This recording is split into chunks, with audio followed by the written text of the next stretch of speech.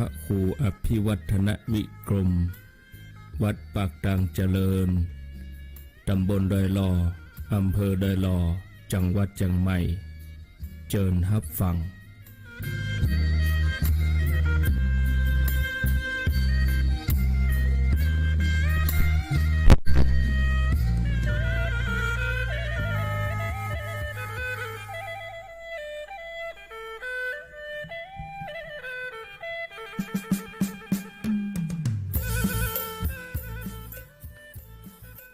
ขอนอบน้อมเอากุลพระแก้วเจ้าทั้งสามประการอันมีพระพุทธพระธรรมพระสงฆ์กุลพ่อกุลแม่กุลครูบาอาจารย์กุลศีลธรรมกรรมฐานจงมาปกห่มรักษาครูบาอาจารย์พระเจ้าพระสงฆ์ทุกรูปปกห่มรักษาป่ออกไม่ออกศรัทธาตั้นสาธุชนคนดี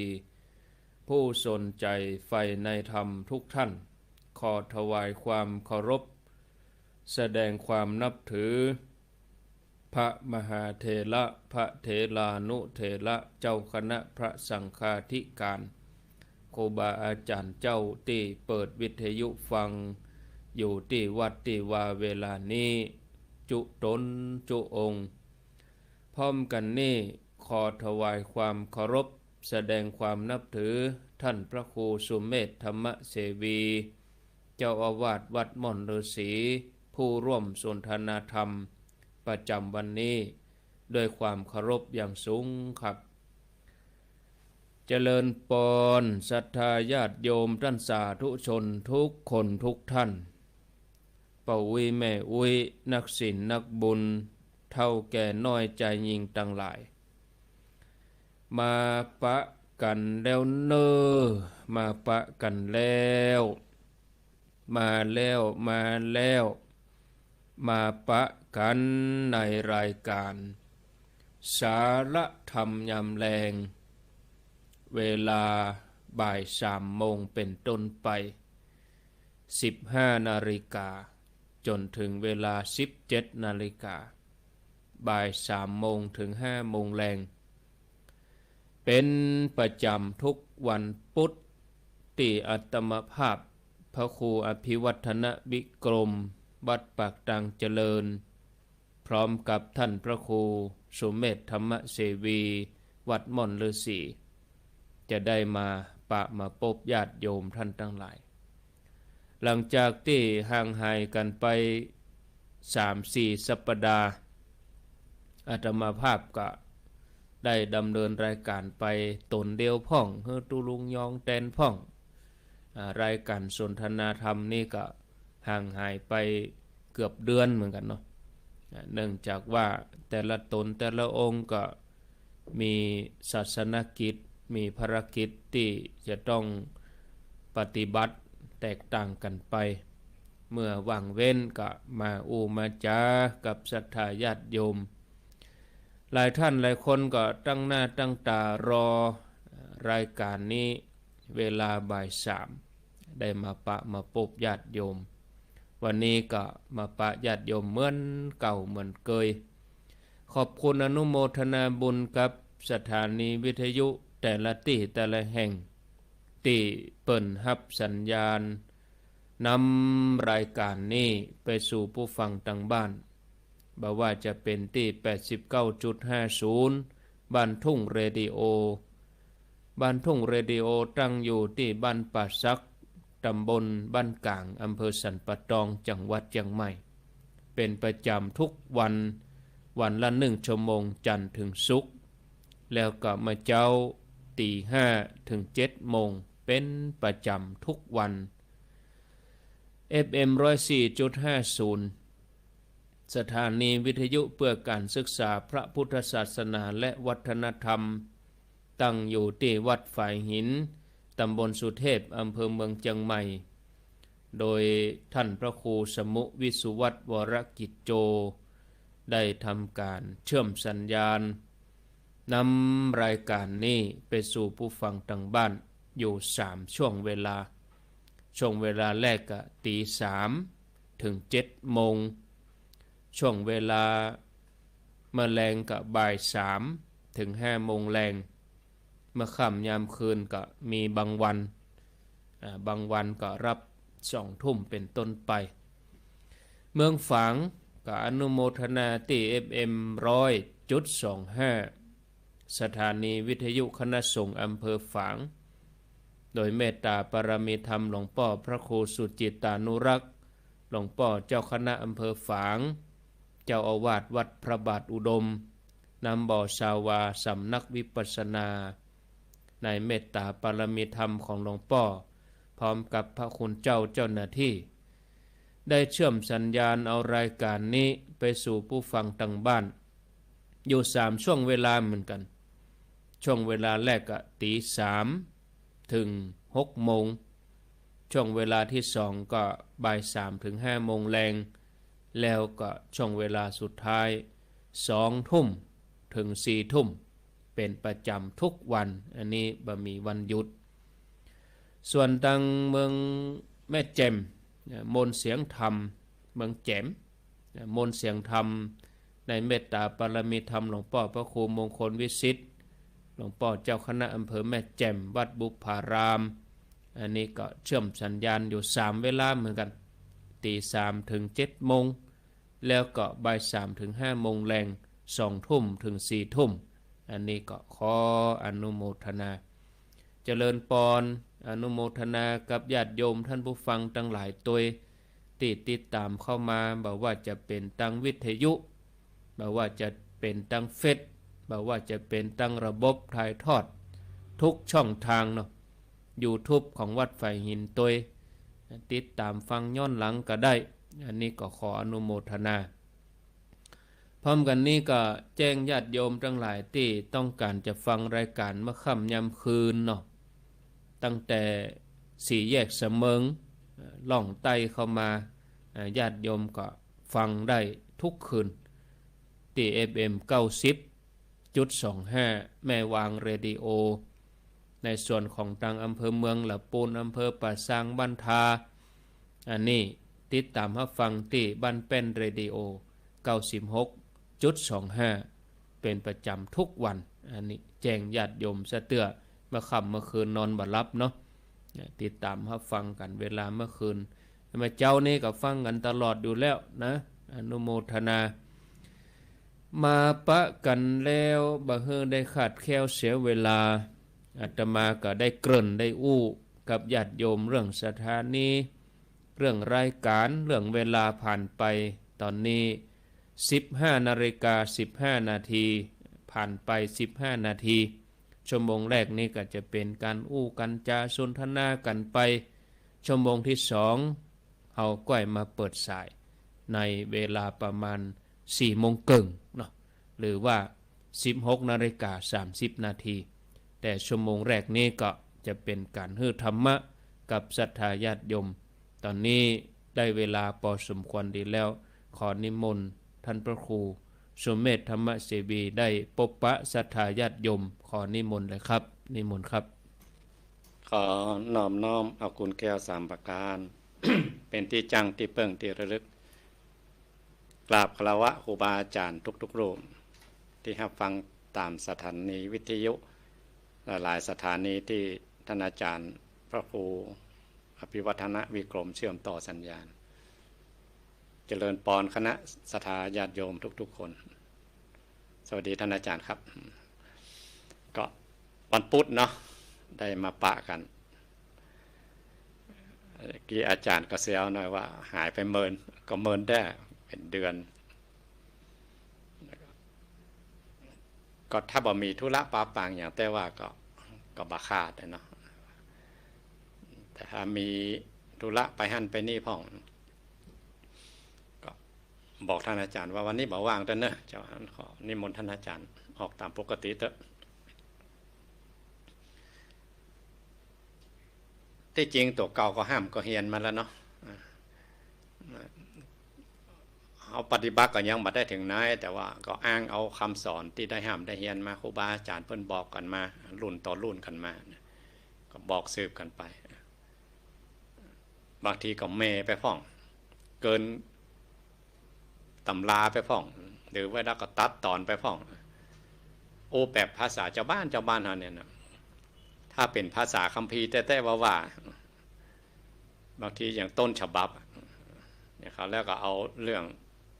อนุสติสิบมาเอาต้นฉบับมาหรือกายคตาสติพออ่านไปแล้วหรือเอามาเปิดดูมันภาษาที่ยากอันเป็นภาษาโบราณครูบาอาจารย์สมัยโบราณเปิ้นฟังก็โห่เลยเนาะหรือคณะศรัทธาชาวบ้านเปิ้นฟังก็โห่เลยเพราะว่า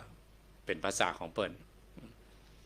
อย่างมาเดียวนี่มันละอ่อนมันเปลี่ยนไปหรือคนฟังเขารุ่นหลังแม้แต่ภาษาไทยเขาก็เปลี่ยนไปจะมาอู้แบบภาษาโบราณภาษาในหนังสือมันก็เอาไปมาบัดเดียวแม้แต่หนังสือพิมพ์ก็มันยังตายมานะคือมันมีใครอ่านกันนะไปดูทางโทรศัพท์ไปดูทางสื่ออื่นๆจะมากลางตำราดูเป๊ะไปมันบัดลื่นหูเนาะคนฟังอย่าได้หัวแต่คนมันบัดลื่นนะแต่มอกแม่ไปพ่องเนี่ยอันนั้นบางทีครูบาอาจารย์ท่านผู้รู้ทั้งหลายหมู่นี่เขาว่าคนเดียวก็หาอันนี้ก็มีเหมือนกันนะเอาว่าคนเดียวนะแต่ว่าบัดทิ้งรักนะรักก็ยึดรักไปดูแต่ว่ากำแม่เอาไปนะเนาะอันนั้นฟังบางทีอาจจะเป็นภาษาเจ้าบ้านไปหน่อยภาษาที่ฟังเข้าใจง่ายบ่ถึงกับลึกซึ้งต่อใดลอยไปลอยมาบอกลึกซึ้งต่อใดก็ขออภัยครูบาอาจารย์ด้วยว่าบางทีมันผิดลักไปก็หาก็ตั้งใจอย่าอั้นนะตั้งใจว่าจะฟังแบบให้เข้าใจได้ง่ายๆถ้ากำเลิกกำดึกไปจริงๆก็ถ้าเป็นเป็นว่ากันถ้าพวกเราทั้งหลายสนใจเนาะพวกเราทั้งหลายก็ไปเข้าคอร์สอันนั้นฝึกกันเป็นจริงๆจังๆไปเลยได้ทฤษฎีได้ข้อวัดปฏิบัติข้อประพฤติไว้ทำอย่างใดพอได้ทฤษฎีมาแล้วได้ข้อประพฤติปฏิบัติวิธีการก็มาปฏิบัติแต่ถ้าฟังโดยทั่วๆไปเนี่ยยังศรัทธาให้เกิดปัสสาทะเลื่อมใสยิ่งขึ้นไปในกุญแก้ว3ประการก็ฟังแบบภาษาเจ้าบ้านเขาเนี่ยเนาะนะวันนี้จะอู้จากันไปทางใดก็ท่านอาจารย์พันประครูอภิวัฒนวิกรมซึ่งเป็นเจ้าของรายการสารธรรมยามแรงก็เคยอู้หลายเตื้อว่ารายการนี้ตั้งชื่อหนักไปหน่อยสารธรรมสิ่งอันใดที่เป็นประโยชน์เป็นสาระเป็นสิ่งที่จะไปใจได้ในชีวิตประจำวันกันในปัจจุบันในโลกนี้หรือจะเป็นปลาเถยยังห่อเข้าไปในโลกหน้าหรือคัดเกลาจิตใจเขาผ่องใสโดยผู้ใดเจ้าไปนั่นไปอีกเส้นทางหนึ่งแล้วแต่เขาจะเลือกอันใดก็ได้หมดแม้แต่สวดมนต์นี่เหมือนกันเขาหวังยศหวังลาภหวังชื่อเสียงหวังมั่งมีสีสุขเรื่องขยันไปเรื่องเฮียนก็เฮียนไปเบื้องหลังความสำเร็จครูบาอาจารย์เพิ่นถึงบอกว่าถ้ามีบุญก้ำบุญจูบุญหนุนอันอย่างก็สำเร็จไปนนจงก้ำจูอุดหนุนก้ำขึ้นไปอันใดก็สำเร็จเนี่ยแค่ส่วนมนต์มาได้นะหวังสมบัติในโลกนี้ก็ยังได้เลยนับภาษาอย่างก็ยิ่งขึ้นไปที่เป็นคำสอนอันเป็นแก่นเป็นม่อนแท้ๆของพระพุทธเจ้าแล้วแต่เขาจะเลือกเอาวันนี้ก็ปะกันช่วงแรกตัวอีกก่อนเนาะว่าอาจารย์จะดำเนินรายการไปอย่างไรเป็นเจ้าของรายการเราวันนี้มนต์อาจารย์ครับสาธุเอาละญาติโยมได้ฟังท่านพระครูสุเมธธรรมเสวีได้ได้จ่าเกริ่นนำเรื่องราวเกี่ยวกับการได้จัดรายการที่จะฟังเลือกเฟ้นคัดสรรสิ่งละอันพละน้อยที่ครูบาอาจารย์พระเจ้าประสงค์เอามานำเสนอในรายการสถานีวิทยุ ซึ่งครูบาอาจารย์แต่ละรูปแต่ละองค์เปิ้นก็มีวิธีการนำเสนอเนาะอย่างรายการที่จบไปแต่กี้นี่ครูบาอาจารย์ตั้นก็นำเสนอเรื่องราวเกี่ยวกับมาฆบูชาซึ่ง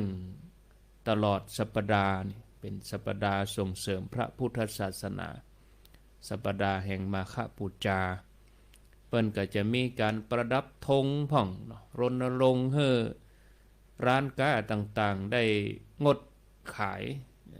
สุรายาเมาตลอดจนถึงปิดร้านที่เกี่ยวกับอบายมุขมาต่อแต่นั้นก็แต่ก่อนนี่เขาก็จะมีเนาะนักเรียนมาประกวดสวดมนต์สรพันยะกาประกวดจัดโต๊ะหมู่ปูจากะอย่างมื้อนี้เนาะแต่ละโรงเรียนเพิ่นก็จะคัดสรรนักเรียนแต่ละอำเภอก็ชูโรงเรียนประจำอำเภอแล้วก็เอาไปประกวดที่พุทธสถานเมื่อก่อนนะถึงเมื่อก่อนหลาย10 ปีก่อนที่ครูบาอาจารย์รุ่นเก่าก่อนเปิ้นได้เนี่ยได้ทำบัดเดี๋ยวนี้โดยภาวะโรคภัยแค่เจ็บมันเป็นตัวบีบคั้นเขาจะต้องปรับเปลี่ยนวันก่อนนั่นอาตมาได้อ่านบทความที่เพิ่นเวียนเทียนออนไลน์เนี่ยอาตมาก็ยังนึกบ่ออกว่าจะเวียนอย่างใดเนี่ยเวียนเทียนออนไลน์เอาโทรศัพท์ตั้งอยู่หั่นแล้วก็เตียวแวด เขาว่าใหญ่มูเนาะคือการทำบางอย่างนี่เขาต้องทำตัวอ่ะถ้าออนไลน์นี่หมายถึงว่าถ้าเราออนนี่เขาชอบนะเราออนนี่เขาชอบเพราะว่ามันเทคโนโลยีเนาะถ้าว่าเวียนเทียนออนไลน์ไผมาเวียนเทียนพ่องห้อมได้หันการทำอ่ะแต่ว่าถ้ากดจื่อเข้าไปนี่เช็คจื่อเข้านี่มันเข้านักอ่ะวันนี้มีคนเข้ามาเข้าระบบเวียนเทียนกี่คนมันเท่าสถิตินี่ได้แต่วิธีการได้การปฏิบัติมันได้หมดเขาก็จะไปได้มีถูกเทียนอย่างใดบ่ได้เดินอย่างใดเวียนอย่างใดมันเข้าใจแต่ถ้าสวดมนต์นี่ได้อย่างญาติโยมเขาฟังธรรมนี่ได้ก็ปรับประยุกต์ไปเนาะตามยุคตามสมัยไปแต่ในส่วนของญาติโยมเขาเองอย่างที่เคยบอกอย่างที่เคยรณรงค์ไว้วันนี้ก็คงจะเน้นอู้กันในเรื่องมาฆบูชาส่วนที่เขาจะทำกัน3 วันถ้าสมมุติว่าเขาจะทำตลอดสัปดาห์บ่ได้ก็อย่างที่เคยบอกว่าวันพุธวันโกนเนี่ยกองแม่แรงปุ๊บเอาลองนุ่งขาวห่มขาวประพฤติปฏิบัติไหว้พระสวดมนต์แล้วก็ตลอดทั้งวันมาฆบูชาเขาลองปฏิบัติตัวเองว่าเขาจะกินข้าวสักมื้อเดียวกะ กินข้าว2 มื้อกะหรือบางอันก็นุ่งขาววันค่ำกะตลอด3 วันนอนคืนนั้นเขาก็ปฏิบัติถือศีล8กะยะเขาก็เน้นเอาวันสำคัญนี้ก็เดียวจะได้นิมนต์อาจารย์ท่านพระครูสมเด็จธรรมเสวีได้ร่วมสนทนากันว่าในฐานะที่เขาเป็นพุทธศาสนิกชนเป็นอุบาสกอุบาสิกาเขาจะประพฤติตัวอย่างใดในวันมาฆบูชาแต่กี้ฟังครูบาอาจารย์เพิ่นก็อู้กันในเรื่องของเนื้อหาของวันมาฆบูชาเนาะฟังครูบาอาจารย์เกือบ2 ชั่วโมงก็รู้สึกว่าได้ความรู้นักแต่ว่ารายการของอาตมาภาพทั้ง2นี่ก็จะเป็นการสนทนากันเนาะว่าในฐานะที่เฮาเป็นเจ้าพุทธเป็นพุทธศาสนิกชนเนี่ยเฮาควรจะปฏิบัติตนจะใดนอกเหนือจากที่อาตมาได้อู้ไปตะกี้ว่า3 วันวันพุธวันโกนวันพระแล้วก็วัน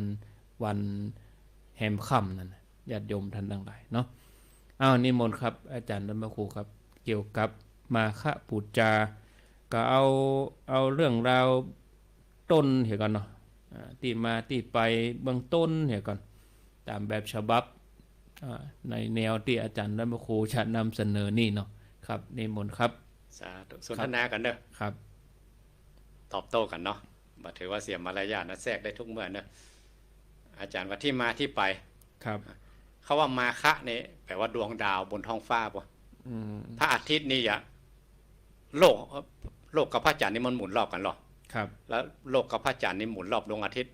หมุนรอบจักรวาลใหญ่อันนี้บัดนอกตำรานะอยู่ในอันจักรวาลใหญ่จักรวาลน้อยอย่างที่ในธรรมจักรพระองค์ก็บอกไว้เหมือนกันเพราะนั้นเวลามันหมุนไปตั้งหน้าเนี่ยมันจะบัดซ้ำที่เดิมนะมันจะไปตั้งหน้าจริงๆก็ไปที่ไหนก็หมุนไปตั้งนั้นนะครับมันปากันไปเป็นถึงขบวนนะแต่ว่าเวียนรอบของมันแต่ละวงที่มันเวียนรอบเนี่ยปีนึงมันก็มาเวียนรอบพระอาทิตย์เข้าไปในนักขัตฤกษ์ของดวงดาวเนี่ยเรียกว่ามาฆฤกษ์อย่างเงี้ยแล้วเลยถือเอาวันเนี้ยวันเพ็ญนั้นเนี่ยที่พระองค์ได้เตะถึงกับตนละหันตานะที่ป่าเวรุวันของพระเจ้าพิมพิสารคนฟังนี่เป็นตนละหันตานะที่เป็นนั่งฟังที่นั่งฟังคนแรกออกรายการของปัญญานิรันดร์กุลกันนะที่รายการที่ว่าผู้เชี่ยวชาญแต่ละด้านน่ะรายการอย่างว่านะครับแล้วเปิ้นมาตักกันว่าไผ่พ่อง 1,250 รูปที่มาฟังน่ะมาจากไหนเปิ้นบอกเป๊ะเลยเฮ้ยผมก็จำแม่นเลยเขายังมาศึกษาแต่ว่าเนาะไผ่พ่องนี่นะก็ตนละหันตาหมดและตนละหันตาแต่ละตนฟังธรรมแต่ละผูกหรือฟังธรรมของพระองค์เนี่ยแต่ละตีมันเหมือนกันได้สำเร็จธรรมของพระองค์ก็เหมือนกันเพราะนั้นก็ยังมีนโยบายได้เอกว่าจะเอาไปเผยแพร่ให้กับพุทธศาสนิกชนพุทธบริษัทเนี่ยจะเอาไปกันรายใดเพราะต่างคนต่างสำเร็จคนละทิศละทางมาคนละตีมาถ้าอู้ถึงสมัยนี้ก็ว่าถ้าเปิ้นตั้งรัฐบาลใหม่เนาะพวกก็จะต้องประกาศนโยบายแหละทั้งที่สมาชิกกับเป็นผู้หู้หมดนะครับแนวเดียวกันต้องว่าอย่าเอาไปกันแนวใดนโยบายอย่าไปอย่างใดพระองค์ก็ประกาศนโยบายว่าคือตนละหันตาเจ้าทั้งหลายไปเผยแผ่คำสอนของพระองค์คือไปแนวนี้เนอะไปแนวเดียวกันเนอะอย่างครับบัดใจว่า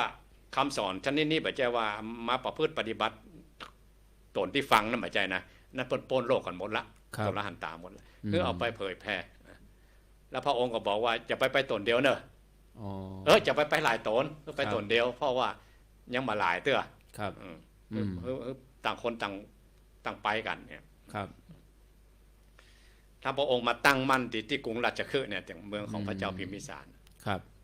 ครูบาอาจารย์เพิ่งก็แม่ไว้หลายตีนะว่าเหตุใดถึงมานี่เพราะว่าคณาจารย์นักครูนักเอกเมืองนั่นน่ะต่างคนต่างแสวงหาโมกขธรรมกันนักแล้วก็ถ้าไปเมืองอื่นหมู่ครูนี่มันยิ่งใหญ่หรอกพญาเจ้าเมืองก็ยิ่งใหญ่อ่ะพระเจ้าพิมพิสารพระเจ้าเปรตที่โกศลมันเนี่ยไผ่มันยอมไผ่นะครับเพราะนั้นถ้าพูดตามภาษาบ้านเขาก็มัดเด็ดหัวหมูผู้เฒ่าทั้งหลายนี่ก่อนหมูคณาจารย์เนี่ยพอหมูนี่ลงหมูนักก็ยอมหมดแหละนั่นถ้าเราศึกษาพุทธประวัติเนี่ยพระองค์จะไปที่อื่นไปมานะแต่จะมาตั้งมั่นกันจริงๆที่กรุงราชคฤห์กับพระเจ้าเปรตเนี่ยการเมืองนี่ก็สำคัญเหมือนกันพระเจ้าเปรตที่โกศลตอนที่เพิ่นยังบัดได้ฟังธรรมของพระองค์เนาะเพิ่นเป็นโพธิสัตว์หรอกสวกขี้สวกแล้วเพิ่นมีทหารเอกชื่อว่าพันธุระเสนาบดีเนี่ยขยายอาณาเขตทั่วบ้านทั่วเมืองหมดอะถ้าพระเจ้าพิมพิสารก็ย่านทะเลตะวันออกเลยนะครับแคว้นอังคะแคว้นกรุงของแคว้นมคธหมดเนี่ยหมู่ทางทะเลตะวันออกเนี่ยเป็นเมืองขึ้นของแคว้นมคธหมดอะขยายอาณาเขตเหมือนกันหรอกเพราะนั้นเขาก็เลยกวดทั้งอาณาจักรทั้งพุทธจักรเลยพระองค์ก็เลยมาเนี่ยมาที่คณะอาจารย์เมืองใหญ่เมืองหลวงกันมาตั้งรักประกาศนโยบายที่นี่แล้วตนอาหารตาเจ้าทั้งหลายก็ตั้งคนต่างไปกันเนี่ยแล้วก็เปิ้นนัดกันอย่างไรถ้าเทียบสมัยนี้อย่างอาจารย์ว่าอย่าง Facebook อย่างไลน์เนี่ยกดแป๊กกับไปกันเป็นหมื่นเนี่ยมาเป็นกลุ่มมาเป็นอันนี้กลุ่มนี่1,250 โลกก็ตั้งกลุ่มนี่แล้วก็ตั้งกลุ่มขึ้นมาโดยบ่ได้นัดหมายก็ที่จริงเขาองค์ก็นัดโดยอภิญญาน่ะแต่เป็นกำอู้ภาษาบ้านเฮาได้โดยบ่ได้นัดหมายคือมีความอัศจรรย์เห็นหน่อยอัศจรรย์เห็นหน่อยครับครูบาอาจารย์รุ่นนั้นประวัติพอถึงวันเพ็ญเดือน3เนี่ยตามพวกพราหมณ์เขาถือพราหมณ์มาก่อนเนาะเพื่อก็ประชุมเหมือนกันนะแล้วพอมาเป็นสาวกของพระองค์แล้วอย่ามาประชุมเหมือนเนี้ยได้อย่าประจวบเหมาะเลยประจวบเหมาะแล้วอย่าทำกันอย่างใด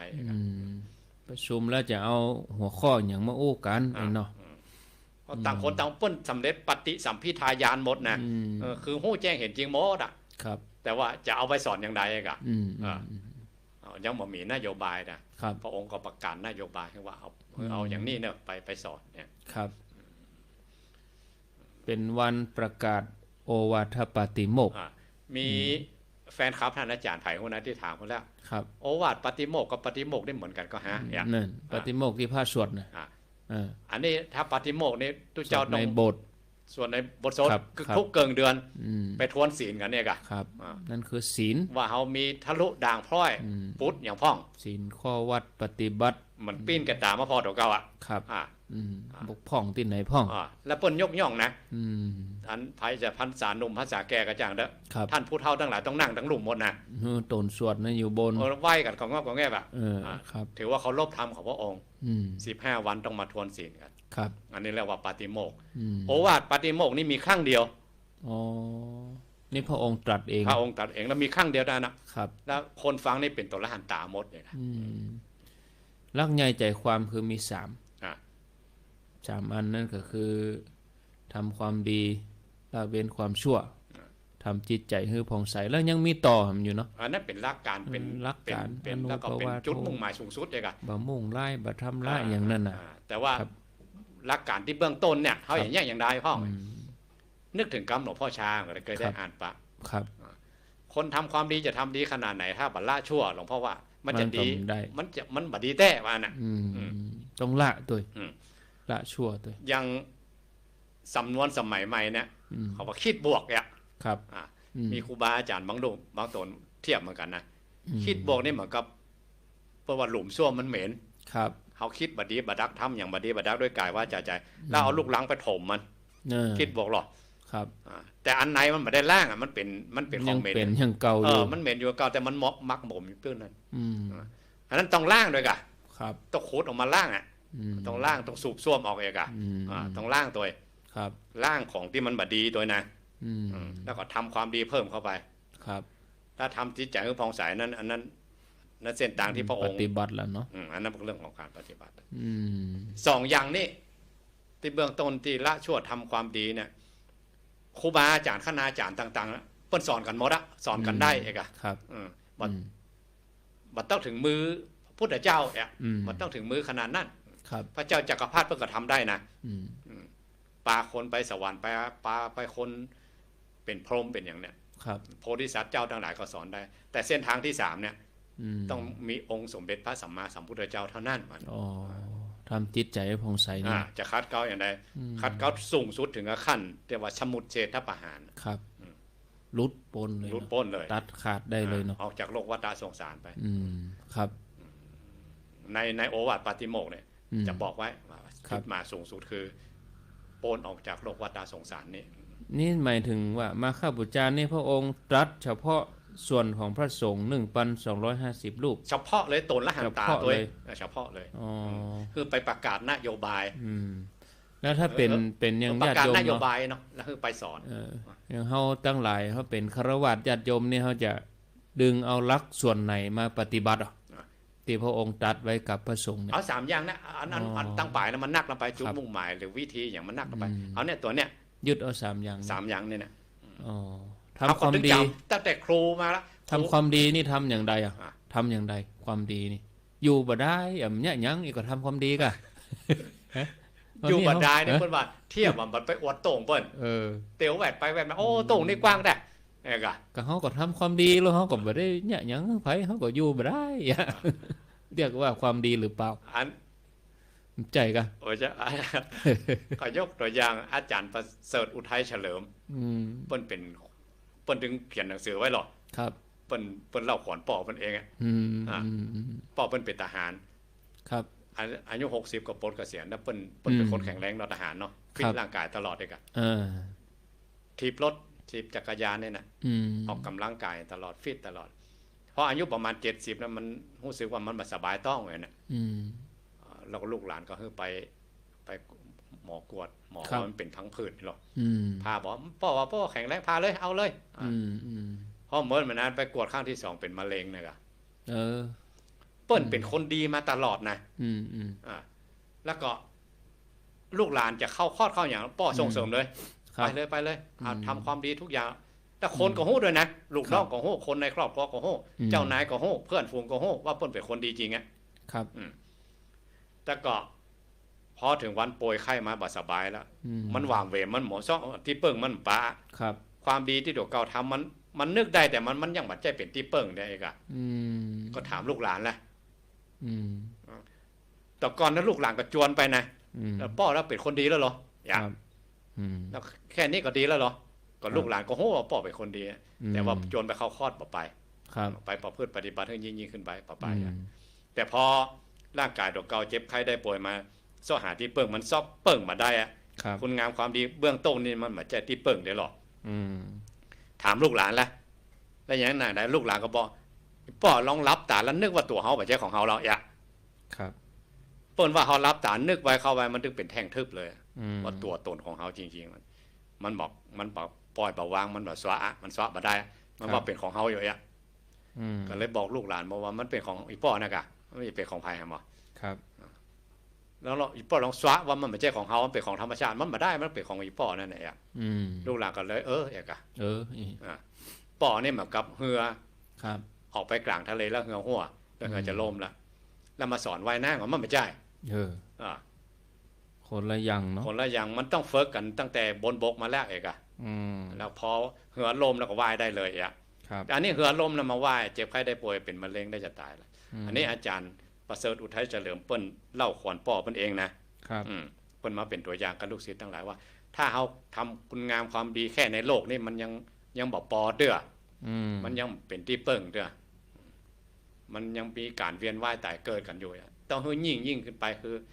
เส้นทางขัดเกลาจิตใจคือผ่องใสที่ข้อ3ที่พระองค์ตรัสไว้เนี่ยในโอวาทปาติโมกข์ตัวอีกก่อนเนาะครับแล้วญาติโยมจะปฏิบัติอย่างไรปฏิบัติตัวอย่างไรทานศีลภาวนาเนี่ยอันนี้ชื่อว่าความดีละทานก็คือตั้งวันที่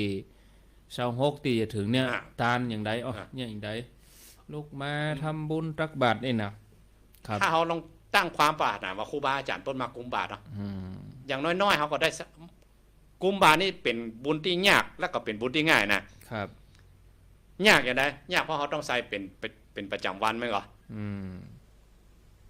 ง่ายคือไหนครูบาอาจารย์เปิ้นมาจูถึงตีนขั้นใดเลยอ่ะครับนี่คือบุญที่ยากแล้วก็บุญที่ง่ายคือบุญใส่ข้าวบาตรทำถึงวันเนี่ยมันง่ายครูบาอาจารย์ไปถึงที่บ้านแล้วก็วันศีลเขาลองก็ตั้งปณิธานหรือตั้งอธิษฐานจิตไว้เนาะเขาลองบอกว่าเขาบักขาดเหรอครับบักขาดที่ไปวัดไปไหว้กุลแก้ว3ประการไปอย่างน้อยเขาไปใส่ขันแก้วทั้ง3เนี่ยครับพอใส่ปุ๊บมันกุลแก้ว3ประการเกิดแล้วหรอพุทโธละหังธัมโมปัจจตังสังโฆญาติธรรมคนเท่าเพิ่นถึงสอนกันไหมครับใส่เข้าไปเนี่ยก็เนี่ยก็เป็นอนุสติก็เนี่ยก็ขึ้นงามคุณงามความดีก็เกิดขึ้นได้ครับตั้งแต่เบื้องต้นถึงที่สุดเลยแหละ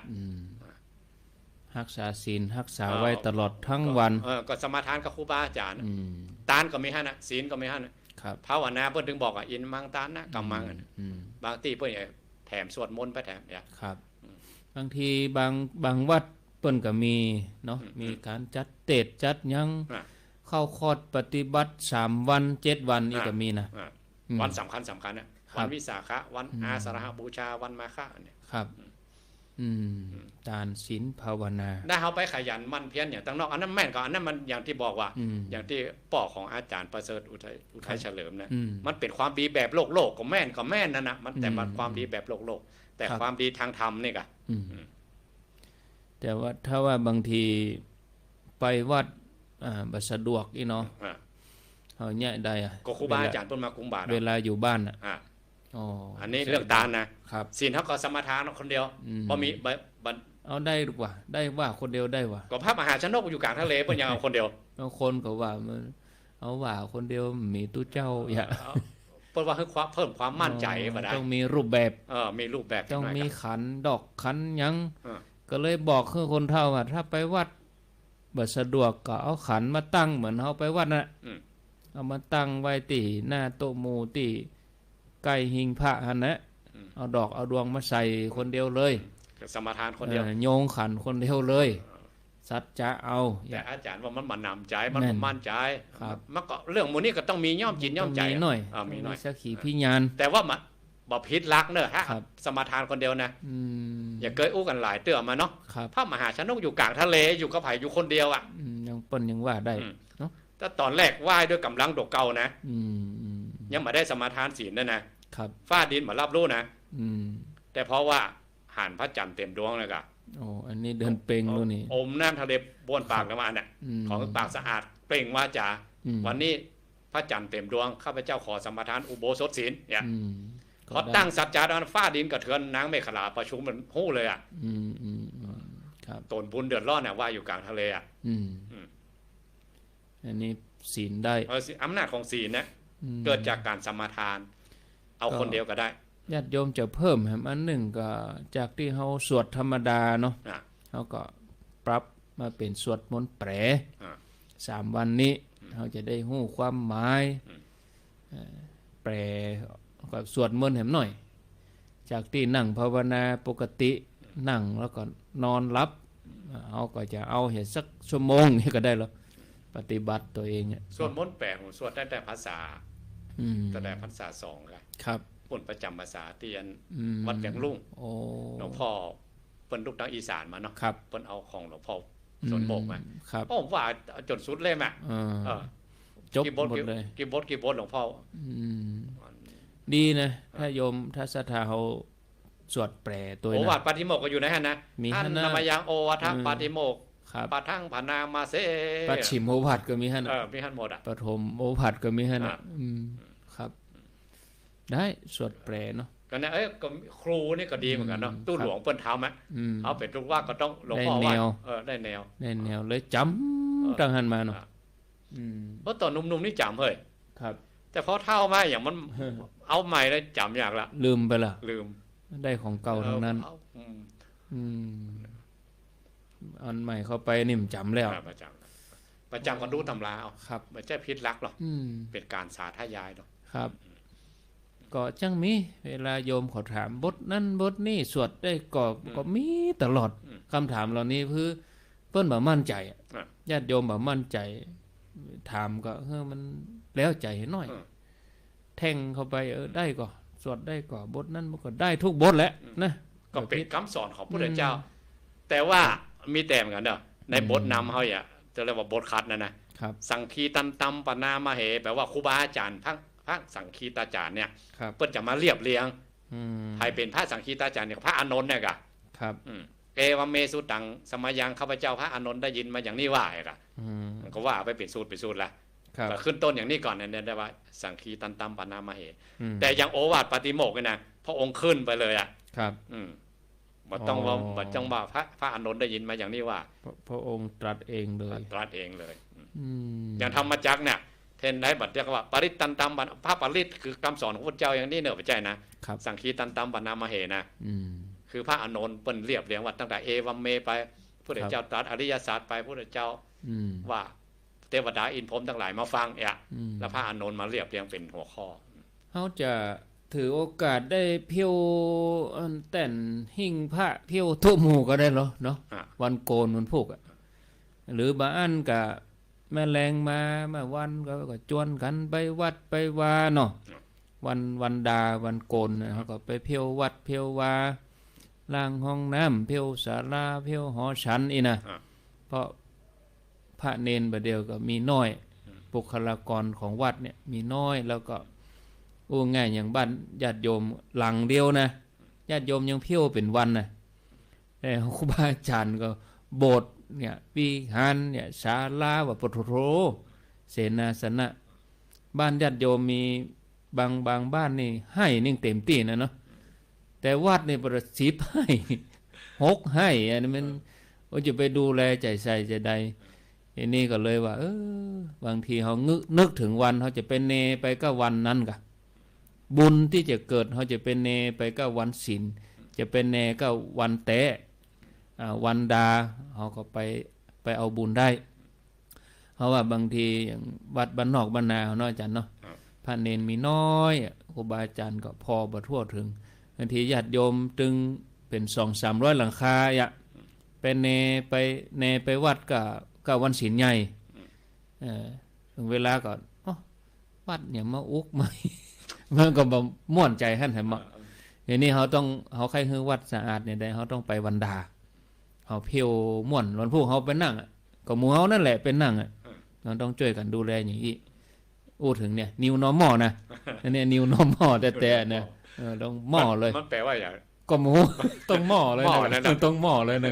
เนี่ยอย่างมันหม้อเลย รูปแบบใหม่เพิ่นว่าวิธีใหม่ว่าก็แยกกันเนาะเพราะว่ามาเกิดถึงพระเน้นก็น้อยไปแต่เนอะอาจารย์พระเน้นน้อยแต่ก่อนนี่หยับแต่ถ้าจริงๆถ้าศรัทธาไปเข้าข้อหน่อยนะแล้วเขาได้หลักมานะการที่เขาอยากประพฤติปฏิบัติอยู่ในบ้านในจองเนี่ยได้เลยมันบวก1ไปตลอดนะครับทำช่วงเวลาที่ภารกิจอย่างอื่นเขาเบาบางแล้วเนาะมาค่ำมาแรงเขาก็บางทีญาติโยมเขาอยู่ครอบครัวเนาะมีลูกมีผัวก็เสาะว่าหากินอย่างเขาเนี่ยกับเขากับปลาทำงานธุระแล้วหมดก็วันนี้เขาตึงหูแล้วหรอกบางทีถ้าเขาเป็นโป้ยไม่เขาไปนั่งสวดหลานเนาะถามหามีไหนมีห้องผ้าเพิ่นเขาก็จะมาก็เอาลูกเอาหลานสวดตัวเนี่ยก็จะเป็นครอบครัวตัวอย่างได้อย่างดีเลยเนาะครับเนาะอันนี้สวดอย่างน้อยเราอ่อนบางทีก็จ้างกะเราอ่อนเขาไม่แห้งจูงใจนะมาสวดตัวนี่เฮ้อแรงละ50 บาท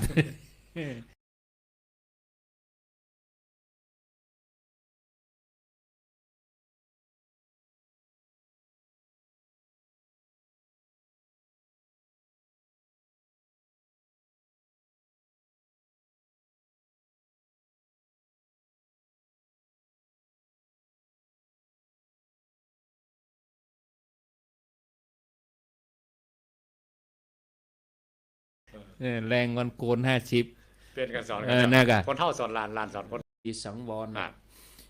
เปิ้นกับทางราชการเปิ้นก็ตึงให้ปิดเหรอแหล่งอบายมุขต่างๆเป็นครับเป็นบาร์ร้านเหล้าร้านยาเนี่ยก็คือสำรวมนั่นน่ะสำรวมกายวาจาโอวาทปฏิโมกข์คือเขาก็น้อมเข้ามาใส่ตัวเขาคือกำอู้กำจ่าเขาวันที่26เนาะเขาจะบ่เดือดบ่ดาบ่จมบ่แจ้งอะไรอย่างแล้วเขาจะบ่เบียดเบียนอะไรอย่างไผแล้วเองเนาะโดยเฉพาะโภชเนมัตตัญญูตาอยู่ในโอวาทปฏิโมกข์กันนะชัดเลยเนาะจะไปหากะกินนักลำไปครับแหล่งอบายมุขความดันกับเบาหวานกับไอ้โรคสารพัดโรคที่คือโรคกินที่อยู่ดีนะครับมันมาทางนี้นะพระองค์บอกรักไว้แล้วตั้งแต่ 2,000 กว่าปีแล้วเอาไปเหลือเพิ่นนี่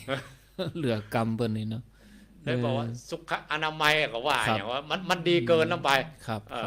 ดีเกินลำไปเลยทำลายสุขภาพนะโรคสมบูรณ์กินดีรับดีนอนดีจนอ้วนดีโรคก็ตุยมาลองพอเห็นสักวันเนาะโยมเนาะดูเห็นสักวันผมไปสังเกตที่วัดฮะต้นไม้ที่เขาปล่อยแห้งแรงเลยนะมันออกดอกดีเฮ้ยถ้าใส่น้ำตึกน้ำนี่มีกระใบมีต้นมีต้น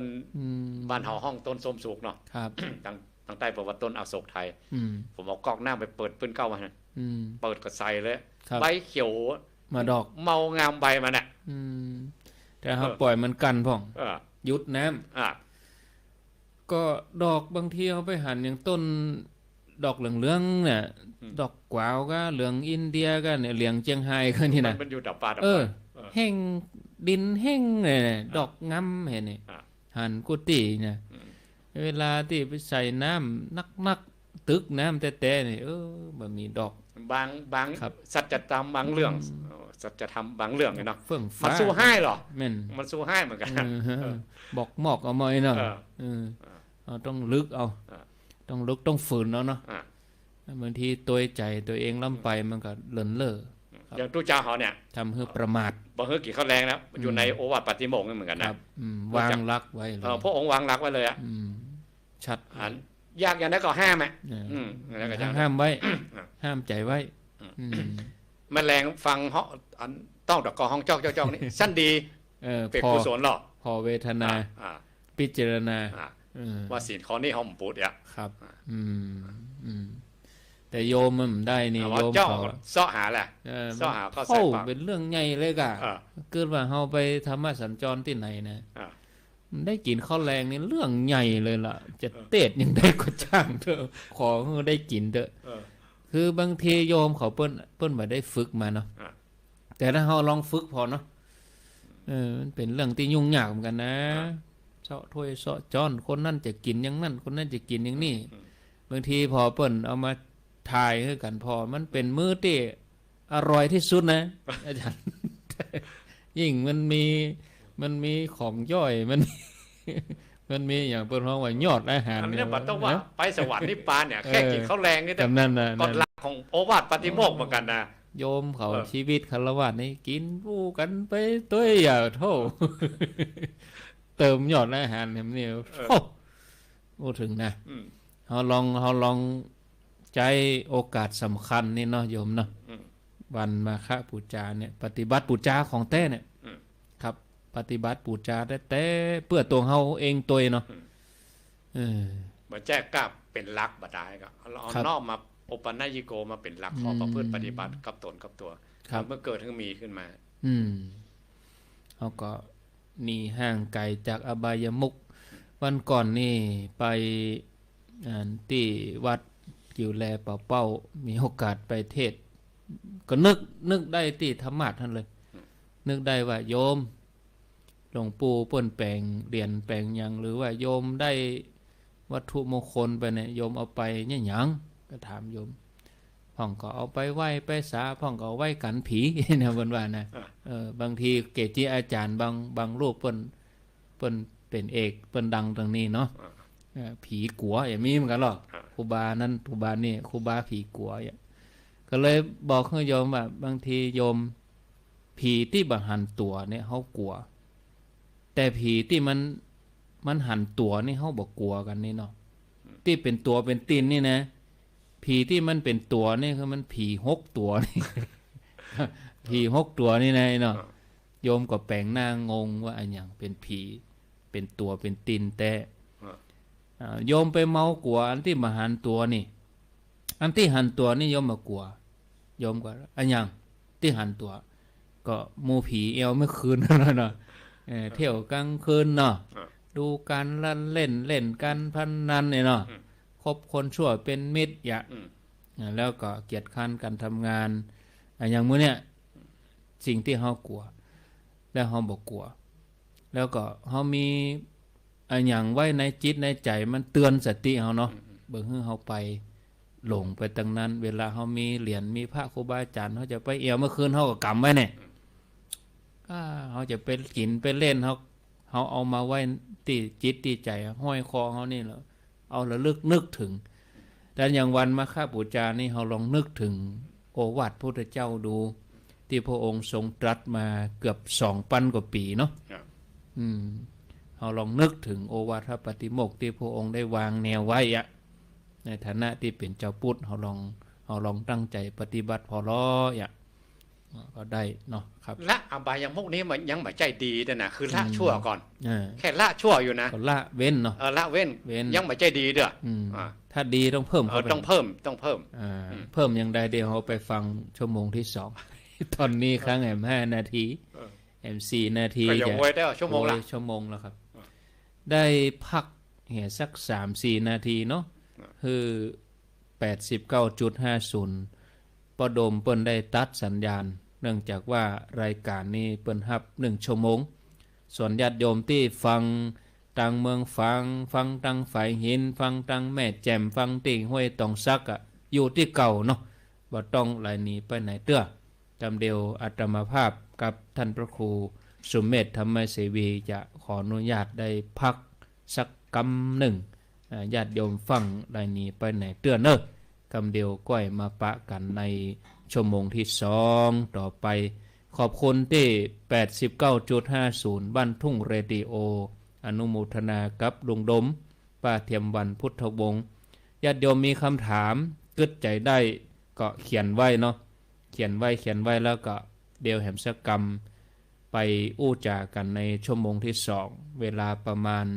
16:30 นาที 4 โมงครึ่งก็จะเ เปิดสายเพื่อญาติโยมทั้งหลายได้โทรมาในเวลา4 โมงครึ่ง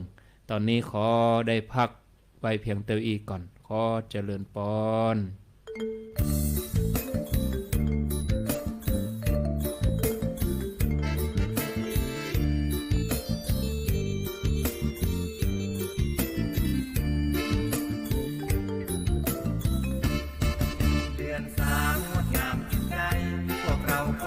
พร้อมใจทำความดีรู้สมัครรู้รักสามัคคีมุ่งทำความดีวันมาฆบูชาให้ทานรักษาศีลฝึกมโนจินบำเพ็ญภาวนาเข้าวัดฟังธรรมล้ำจิตเมตตาใจศรัทธาโอวาทปาติโมกข์สัพพะปาปัสสะอากะรักนังมุ่งหวังให้เราหายโศกสร้างกุศลถึงพร้อมน้อมนำโชคเราพ้นวิโยคสิ้นโรคของไตเริงบุญด้วยคุณความดีเดือน3ทุกปีบารมียิ่งใหญ่พวงชาวพุทธทำบุญอบรมใจแบบอย่างคนไทยไม่มีลืมเลือนเชิญเถิดเชิญท่านเข้ามากันอย่างพร้อมหน้าพี่น้องพ้องเพื่อนมาฟังธรรมน้อมนำจิตตักเตือนเหมือนจาตุรงคสันนิบาตแล้วเราจะมีสุขใจยิ่งเจริญไว้ด้วยไม่ประมาทสร้างกุศลด้วยตนมิให้ขาดเราทายาทองค์พระศาสดา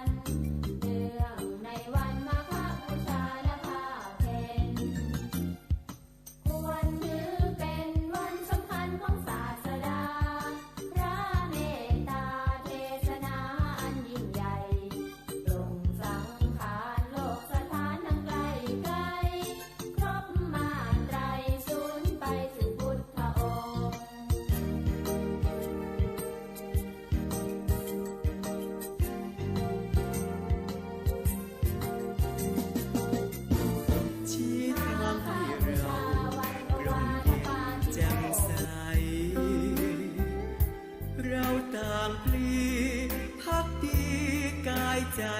ชาติศาสนากษัตริย์ไทย เราเถิดทูลไว้ตลอดกา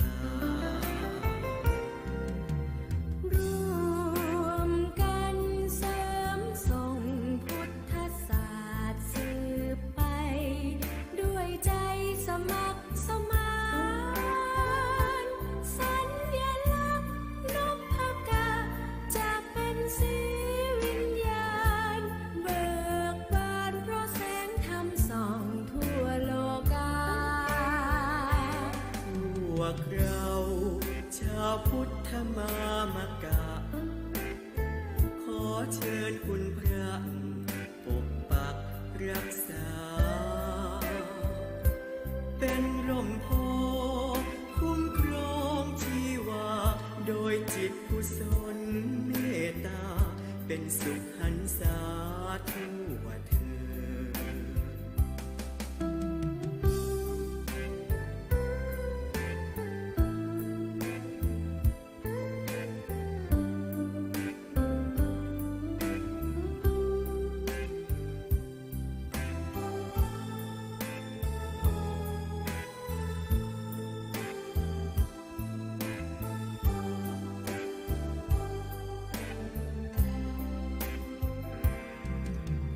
ร่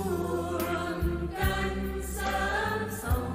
พุทธศาสตร์สืบไป ด้วยใจสมัครสมานสัญลักษณ์นพเกาจะเป็นสีวิญญาณ เบิกบานเพราะแสงธรรมส่องทั่วโลกา พวกเราชาวพุทธมามกะ ขอเชิญคุณพระปกปักรักษา เป็นร่มโพคุ้มครองชีวา โดยจิตกุศลเมตตา เป็นสุขหันษาทั่วเธอ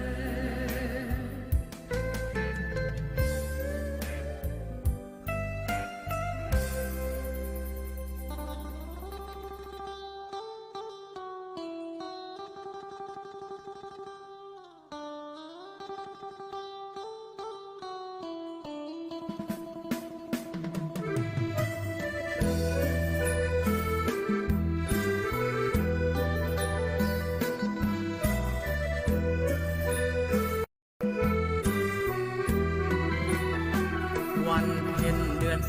3 ฟ้างามอารามสดใส ในบรรยากาศพงไพร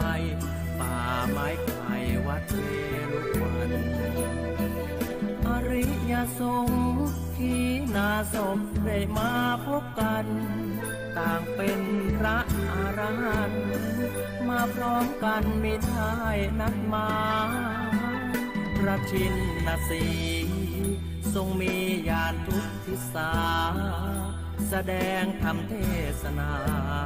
โปรดบรรดาสาวกทั้งหลายโอวาทก้องโลกปาฏิโมกข์จากต้นชนปลาย แสงธรรมได้เปล่งประกาย พระธรรมวินัยสืบเนื่องยาวนาน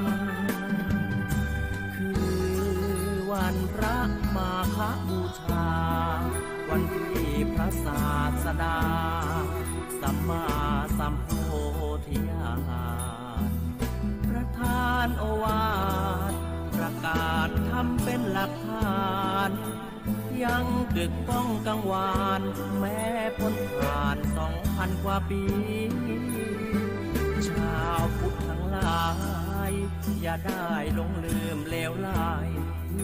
มาฆะสำคัญยิ่งใหญ่กว่าวันไหนๆทั้งหลายที่มีทานศีลภาวนาปลูกปัญญาเร่งทำความดี ชีวิตน้อยนิดเพียงนี้ อย่าให้เสียทีที่เกิดเป็นคน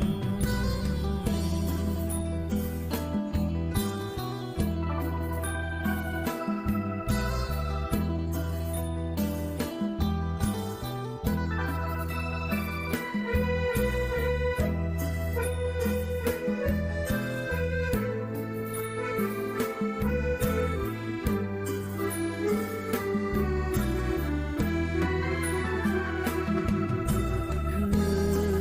วันพระมาฆบูชา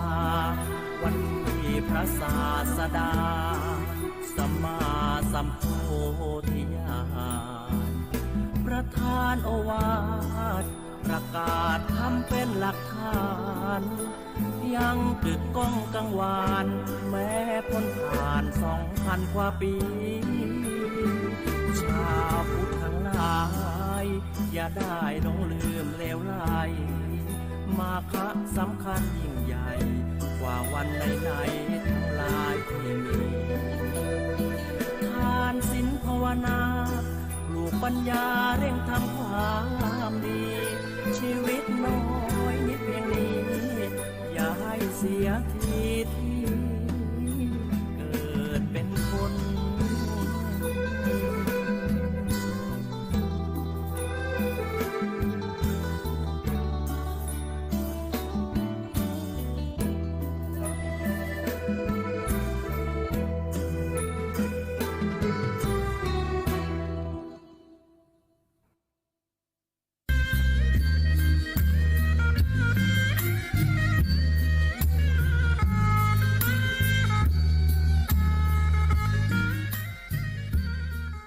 ต่อจากนี้ไป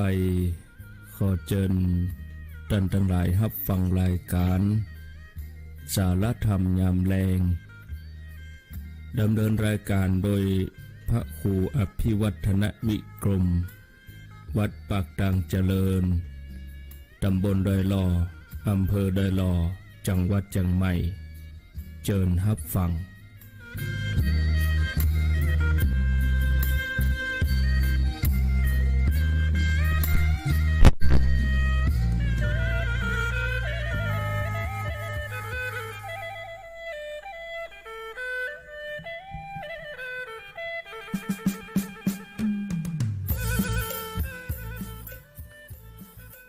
ขอนอบน้อมเอากุลพระแก้วเจ้าทั้ง3 ประการอันมีพระพุทธพระธรรมพระสงฆ์กุลพ่อกุลแม่กุลครูบาอาจารย์กุลศีลธรรมกรรมฐานจงมาปกห่มรักษาครูบาอาจารย์พระเจ้าพระสงฆ์ทุกรูปปกห่มรักษาป่ออกไม่ออกศรัทธาตั้นสาธุชนคนดีผู้สนใจใฝ่ในธรรมทุกท่านขอถวายความเคารพแสดงความนับถือพระมหาเถระพระเถรานุเถระเจ้าคณะพระสังฆาธิการครูบาอาจารย์เจ้าที่เปิดวิทยุฟังอยู่ที่วัดที่ว่าเวลานี้จุตนจุองค์พร้อมกันนี้ขอถวายความเคารพแสดงความนับถือท่านพระครูสุเมธธรรมเสวีเจ้าอาวาสวัดม่อนฤาษีผู้ร่วมสนทนาธรรมประจำวันนี้ด้วยความเคารพอย่างสูงครับเจริญปอนศรัทธาญาติโยมท่านสาธุชนทุกคนทุกท่านป่าวิแม่อุยนักศีลนักบุญเท่าแก่น้อยใจยิงตั้งหลายมาปะกันแล้วเนอมาปะกันแล้วมาปะกันในรายการสารธรรมยามแลงเวลาบ่าย3 โมงเป็นต้นไป15 นาฬิกาจนถึงเวลา17 นาฬิกาบ่าย3 โมงถึง5 โมงแรงเป็นประจำทุกวันพุธที่อัตมภาพพระครูอภิวัฒนวิกรมวัดปากตังเจริญพร้อมกับท่านพระครูสุเมธธรรมเสวีวัดม่อนฤาษีจะได้มามาพบญาติโยมท่านทั้งหลายหลังจากที่ห่างหายกันไป 3-4 สัปดาห์อาตมาภาพก็ได้ดำเนินรายการไปตนเดียวพ่องเฮอตุลุงยองแตนพ่องรายการสนทนาธรรมนี่ก็ห่างหายไปเกือบเดือนเหมือนกันเนาะเนื่องจากว่าแต่ละตนแต่ละองค์ก็มีศาสนกิจมีภารกิจที่จะต้อง ปฏิบัติแตกต่างกันไปเมื่อว่างเว้นก็มามาจากับศรัทธาญาติโยมหลายท่านหลายคนก็ตั้งหน้าตั้งตารอรายการนี้เวลาบ่าย3ได้มาปะมาพบญาติโยมวันนี้ก็มาปะญาติโยมเหมือนเก่าเหมือนเคยขอบคุณอนุโมทนาบุญกับสถานีวิทยุแต่ละที่แต่ละแห่งที่เปิ่นรับสัญญาณนำรายการนี้ไปสู่ผู้ฟังทางบ้านบ่ว่าจะเป็นที่ 89.50 บ้านทุ่งเรดิโอบ้านทุ่งเรดิโอตั้งอยู่ที่บ้านป่าซักตำบลบ้านกลางอำเภอสันปะตองจังหวัดเชียงใหม่เป็นประจำทุกวันละ1 ชั่วโมงจันทร์ถึงศุกร์แล้วก็มาเจ้าตี 5 ถึง 7 โมงเป็นประจำทุกวัน FM 104.50 สถานีวิทยุเพื่อการศึกษาพระพุทธศาสนาและวัฒนธรรมตั้งอยู่ที่วัดฝายหินตำบลสุเทพอำเภอเมืองเชียงใหม่โดยท่านพระครูสมุวิสุวัตรวรกิจโจได้ทำการเชื่อมสัญญาณนำรายการนี้ไปสู่ผู้ฟังทางบ้านอยู่3ช่วงเวลาแรกก็ตี 3 ถึง 7 โมงช่วงเวลาเมื่อแรงก็บ่าย 3 ถึง 5 โมงแรงเมื่อค่ำยามคืนก็มีบางวันก็รับ2 ทุ่มเป็นต้นไปเมืองฝางก็อนุโมทนาที่ FM 100.25 สถานีวิทยุคณะสงฆ์อำเภอฝางโดยเมตตาปรมีธรรมหลวงพ่อพระครูสุจิตานุรักษ์หลวงพ่อเจ้าคณะอำเภอฝางเจ้าอาวาสวัดพระบาทอุดมนำบ่อสาวาสำนักวิปัสสนาในเมตตาปรมีธรรมของหลวงพ่อพร้อมกับพระคุณเจ้าหน้าที่ได้เชื่อมสัญญาณเอารายการนี้ไปสู่ผู้ฟังทางบ้านอยู่3ช่วงเวลาเหมือนกันช่วงเวลาแรกก็ตี 3 ถึง 6 โมงช่วงเวลาที่2ก็บ่าย 3 ถึง 5 โมงแรงแล้วก็ช่วงเวลาสุดท้าย2 ทุ่มถึง 4 ทุ่มเป็นประจำทุกวันอันนี้บ่มีวันหยุดส่วนทางเมืองแม่แจ่มมนต์เสียงธรรมเมืองแจ่มมนต์เสียงธรรมในเมตตาปรมีธรรมหลวงพ่อพระครูมงคลวิสิทธิ์หลวงพ่อเจ้าคณะอำเภอแม่แจ่มวัดบุพารามอันนี้ก็เชื่อมสัญญาณอยู่3เวลาเหมือนกันตี 3 ถึง 7 โมงแล้วก็บ่าย 3 ถึง 5 โมงแรง2 ทุ่มถึง 4 ทุ่มอันนี้ก็ขออนุโมทนาเจริญพรอนุโมทนากับญาติโยมท่านผู้ฟังทั้งหลายตัวติดตามเข้ามาบอกว่าจะเป็นตั้งวิทยุบอกว่าจะเป็นตั้งเฟซ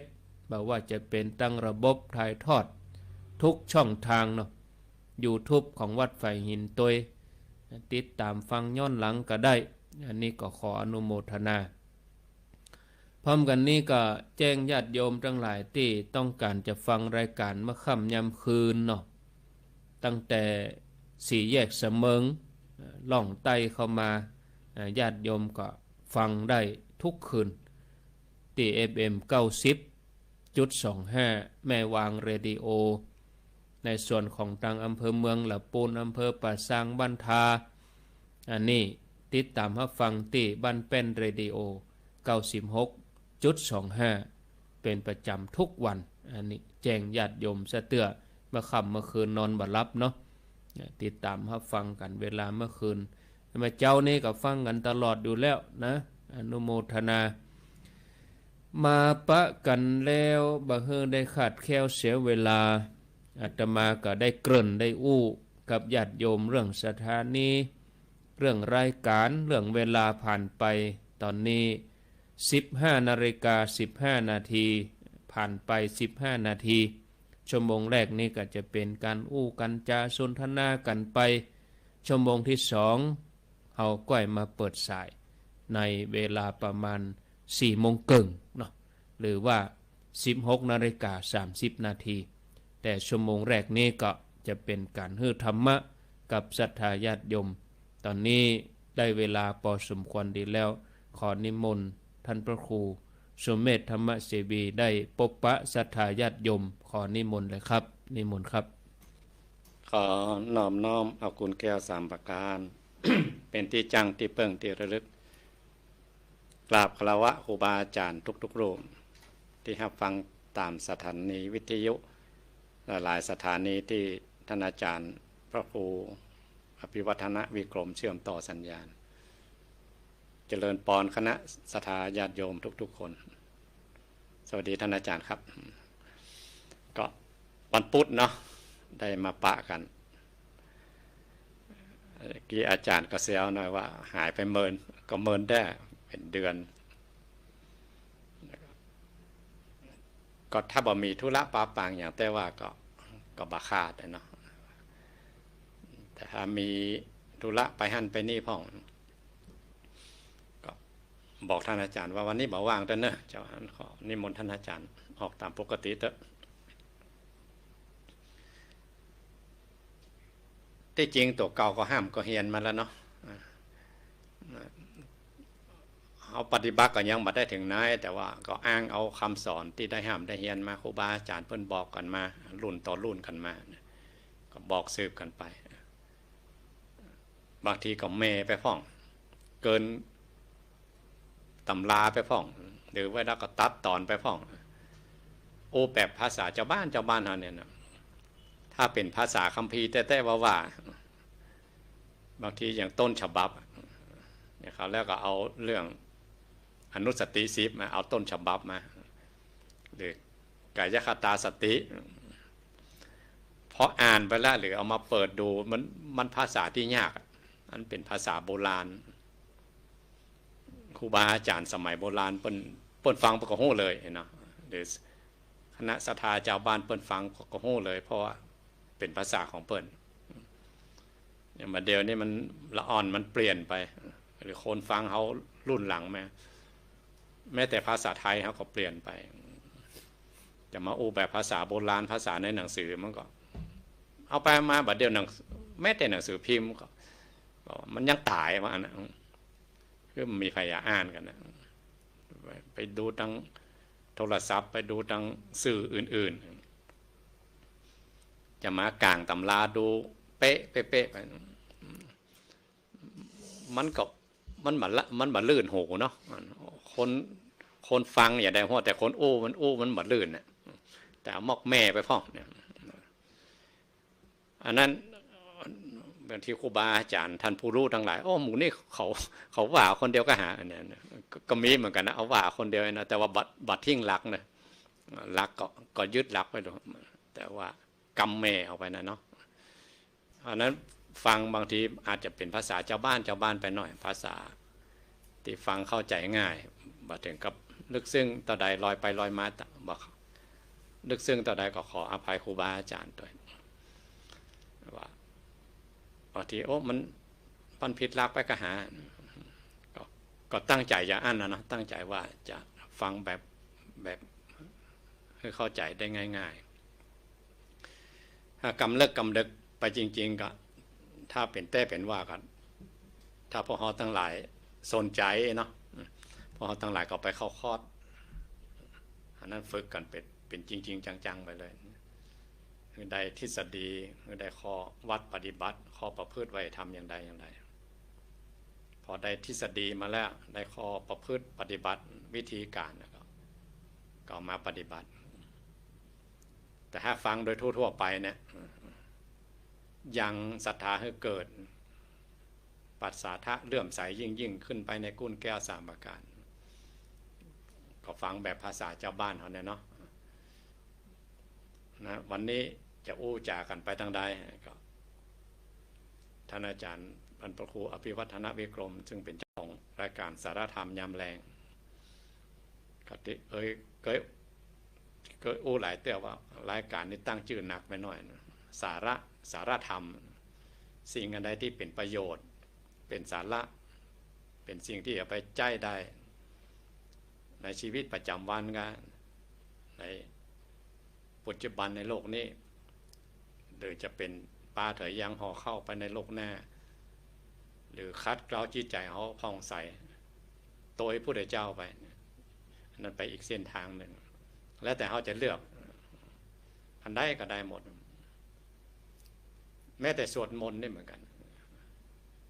เขาหวังยศหวังลาภหวังชื่อเสียงหวังมั่งมีสีสุขเรื่องขยันไปเรื่องเฮียนก็เฮียนไปเบื้องหลังความสำเร็จครูบาอาจารย์เพิ่นถึงบอกว่าถ้ามีบุญก้ำบุญจูบุญหนุนอันอย่างก็สำเร็จไปนนจงก้ำจูอุดหนุนก้ำขึ้นไปอันใดก็สำเร็จเนี่ยแค่ส่วนมนต์มาได้นะหวังสมบัติในโลกนี้ก็ยังได้เลยนับภาษาอย่างก็ยิ่งขึ้นไปที่เป็นคำสอนอันเป็นแก่นเป็นม่อนแท้ๆของพระพุทธเจ้าแล้วแต่เราจะเลือกเอาวันนี้ก็ปะกันช่วงแรกตัวอีกก่อนเนาะว่าอาจารย์จะดำเนินรายการไปอย่างไรเป็นเจ้าของรายการเราวันนี้มนต์อาจารย์ครับครับสาธุเอาละญาติโยมได้ฟังท่านพระครูสุเมธธรรมเสวีได้ได้จ่าเกริ่นนำเรื่องราวเกี่ยวกับการได้จัดรายการที่จะฟังเลือกเฟ้นคัดสรรสิ่งละอันพละน้อยที่ครูบาอาจารย์พระเจ้าประสงค์เอามานำเสนอในรายการสถานีวิทยุซึ่งครูบาอาจารย์แต่ละรูปแต่ละองค์เพิ่นก็มีวิธีการนำเสนอเนาะอย่างรายการที่จบไปแต่กี้นี่ครูบาอาจารย์ตั้นก็นำเสนอเรื่องราวเกี่ยวกับมาฆปูจาซึ่งตลอดสัปดาห์เป็นสัปดาห์ส่งเสริมพระพุทธศาสนาสัปดาห์แห่งมาฆปูจาเปิ้นก็จะมีการประดับธงพ่องรณรงค์ให้ร้านค้าต่างๆได้งดขายสุรายาเมาตลอดจนถึงปิดร้านที่เกี่ยวกับอบายมุขมาต่อแต่นั้นก็แต่ก่อนนี่เขาก็จะมีเนาะนักเรียนมาประกวดสวดมนต์สรพัญญากาประกวดจัดโต๊ะหมู่ปูจากะอย่างมื้อนี้เนาะแต่ละโรงเรียนเพิ่นก็จะคัดสรรนักเรียนแต่ละอำเภอก็ชูโรงเรียนประจำอำเภอแล้วก็เอาไปประกวดที่พุทธสถานเมื่อก่อนนะถึงเมื่อก่อนหลาย10 ปีก่อนที่ครูบาอาจารย์รุ่นเก่าก่อนเปิ้นได้เนี่ยได้ทำบัดเดี๋ยวนี้โดยภาวะโรคภัยแค่เจ็บมันเป็นตัวบีบคั้นเขาจะต้องปรับเปลี่ยนวันก่อนนั่นอาตมาได้อ่านบทความที่เพิ่นเวียนเทียนออนไลน์เนี่ยอาตมาก็ยังนึกบ่ออกว่าจะเวียนอย่างใดเนี่ยเวียนเทียนออนไลน์เอาโทรศัพท์ตั้งอยู่หั่นแล้วก็เตียวแวด เขาว่าใหญ่มูเนาะคือการทำบางอย่างนี่เขาต้องทำตัวอ่ะถ้าออนไลน์นี่หมายถึงว่าถ้าเราออนนี่เขาชอบนะเราออนนี่เขาชอบเพราะว่ามันเทคโนโลยีเนาะถ้าว่าเวียนเทียนออนไลน์ไผมาเวียนเทียนพ่องห้อมได้หันการทำอ่ะแต่ว่าถ้ากดจื่อเข้าไปนี่เช็คจื่อเข้านี่มันเข้านักอ่ะวันนี้มีคนเข้ามาเข้าระบบเวียนเทียนกี่คนมันเท่าสถิตินี่ได้แต่วิธีการได้การปฏิบัติมันได้หมดเขาก็จะไปได้มีถูกเทียนอย่างใดบ่ได้เดินอย่างใดเวียนอย่างใดมันเข้าใจแต่ถ้าสวดมนต์นี่ได้อย่างญาติโยมเขาฟังธรรมนี่ได้ก็ปรับประยุกต์ไปเนาะตามยุคตามสมัยไปแต่ในส่วนของญาติโยมเขาเองอย่างที่เคยบอกอย่างที่เคยรณรงค์ไว้วันนี้ก็คงจะเน้นกันในเรื่องมาฆปูจาส่วนที่เขาจะทำกัน3 วันถ้าสมมุติว่าเขาจะทำตลอดสัปดาห์บ่ได้ก็อย่างที่เคยบอกว่าวันพุธวันโกนเนี่ยกองแม่แรงปุ๊บเอาลองนุ่งขาวห่มขาวประพฤติปฏิบัติไหว้พระสวดมนต์แล้วก็ตลอดทั้งวันมาฆปูจาเขาลองปฏิบัติตัวเองว่าเขาจะกินข้าวสักมื้อเดียวกะ กินข้าว2 มื้อกะหรือบางอันก็นุ่งขาววันค่ำกะตลอด3 วันนอนคืนนั้นเขาก็ปฏิบัติถือศีล8 กะยะเขาก็เน้นเอาวันสำคัญนี้ก็เดี๋ยวจะได้นิมนต์ อาจารย์ท่านพระครูสมเด็จธรรมเสวีได้ร่วมสนทนากันว่าในฐานะที่เขาเป็นพุทธศาสนิกชนเป็นอุบาสกอุบาสิกาเขาจะประพฤติตัวอย่างใดในวันมาฆบูชาแต่กี้ฟังครูบาอาจารย์เพิ่นก็อู้กันในเรื่องของเนื้อหาของวันมาฆบูชาเนาะฟังครูบาอาจารย์เกือบ2 ชั่วโมงก็รู้สึกว่าได้ความรู้นักแต่ว่ารายการของอาตมาภาพทั้งสองนี่ก็จะเป็นการสนทนากันเนาะว่าในฐานะที่เขาเป็น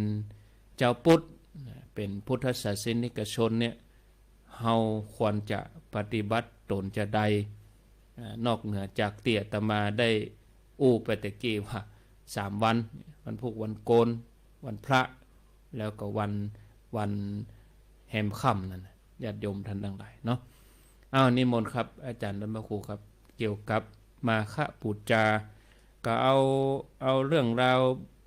ต้นเหี่ยก่อนเนาะที่มาที่ไปเบื้องต้นเหี่ยก่อนตามแบบฉบับ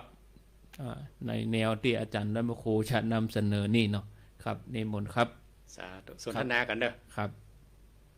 ตอบโต้กันเนาะบ่ถือว่าเสียมารยาทนะแทรกได้ทุกเมื่อเนอะอาจารย์ว่าที่มาที่ไปครับเขาว่ามาคะนี่แปลว่าดวงดาวบนท้องฟ้าป่ะพระอาทิตย์นี่อย่าโลกกับพระจันทร์นี่มันหมุนรอบกันหรอครับแล้วโลกกับพระจันทร์นี่หมุนรอบดวงอาทิตย์หมุนรอบจักรวาลใหญ่อันนี้บัดนอกตำรานะอยู่ในอันจักรวาลใหญ่จักรวาลน้อยอย่างที่ในธรรมจักรพระองค์ก็บอกไว้เหมือนกันเพราะนั้นเวลามันหมุนไปตั้งหน้าเนี่ยมันจะบัดซ้ำที่เดิมนะมันจะไปตั้งหน้าทีๆก็ไปที่ไหนก็หมุนไปตั้งนั้นนะครับมันป้ากันไปเป็นถึงขบวนนะแต่ว่าเวียนรอบของมันแต่ละวงที่มันเวียนรอบเนี่ยปีนึงมันก็มาเวียนรอบพระอาทิตย์เข้าไปในนักขัตฤกษ์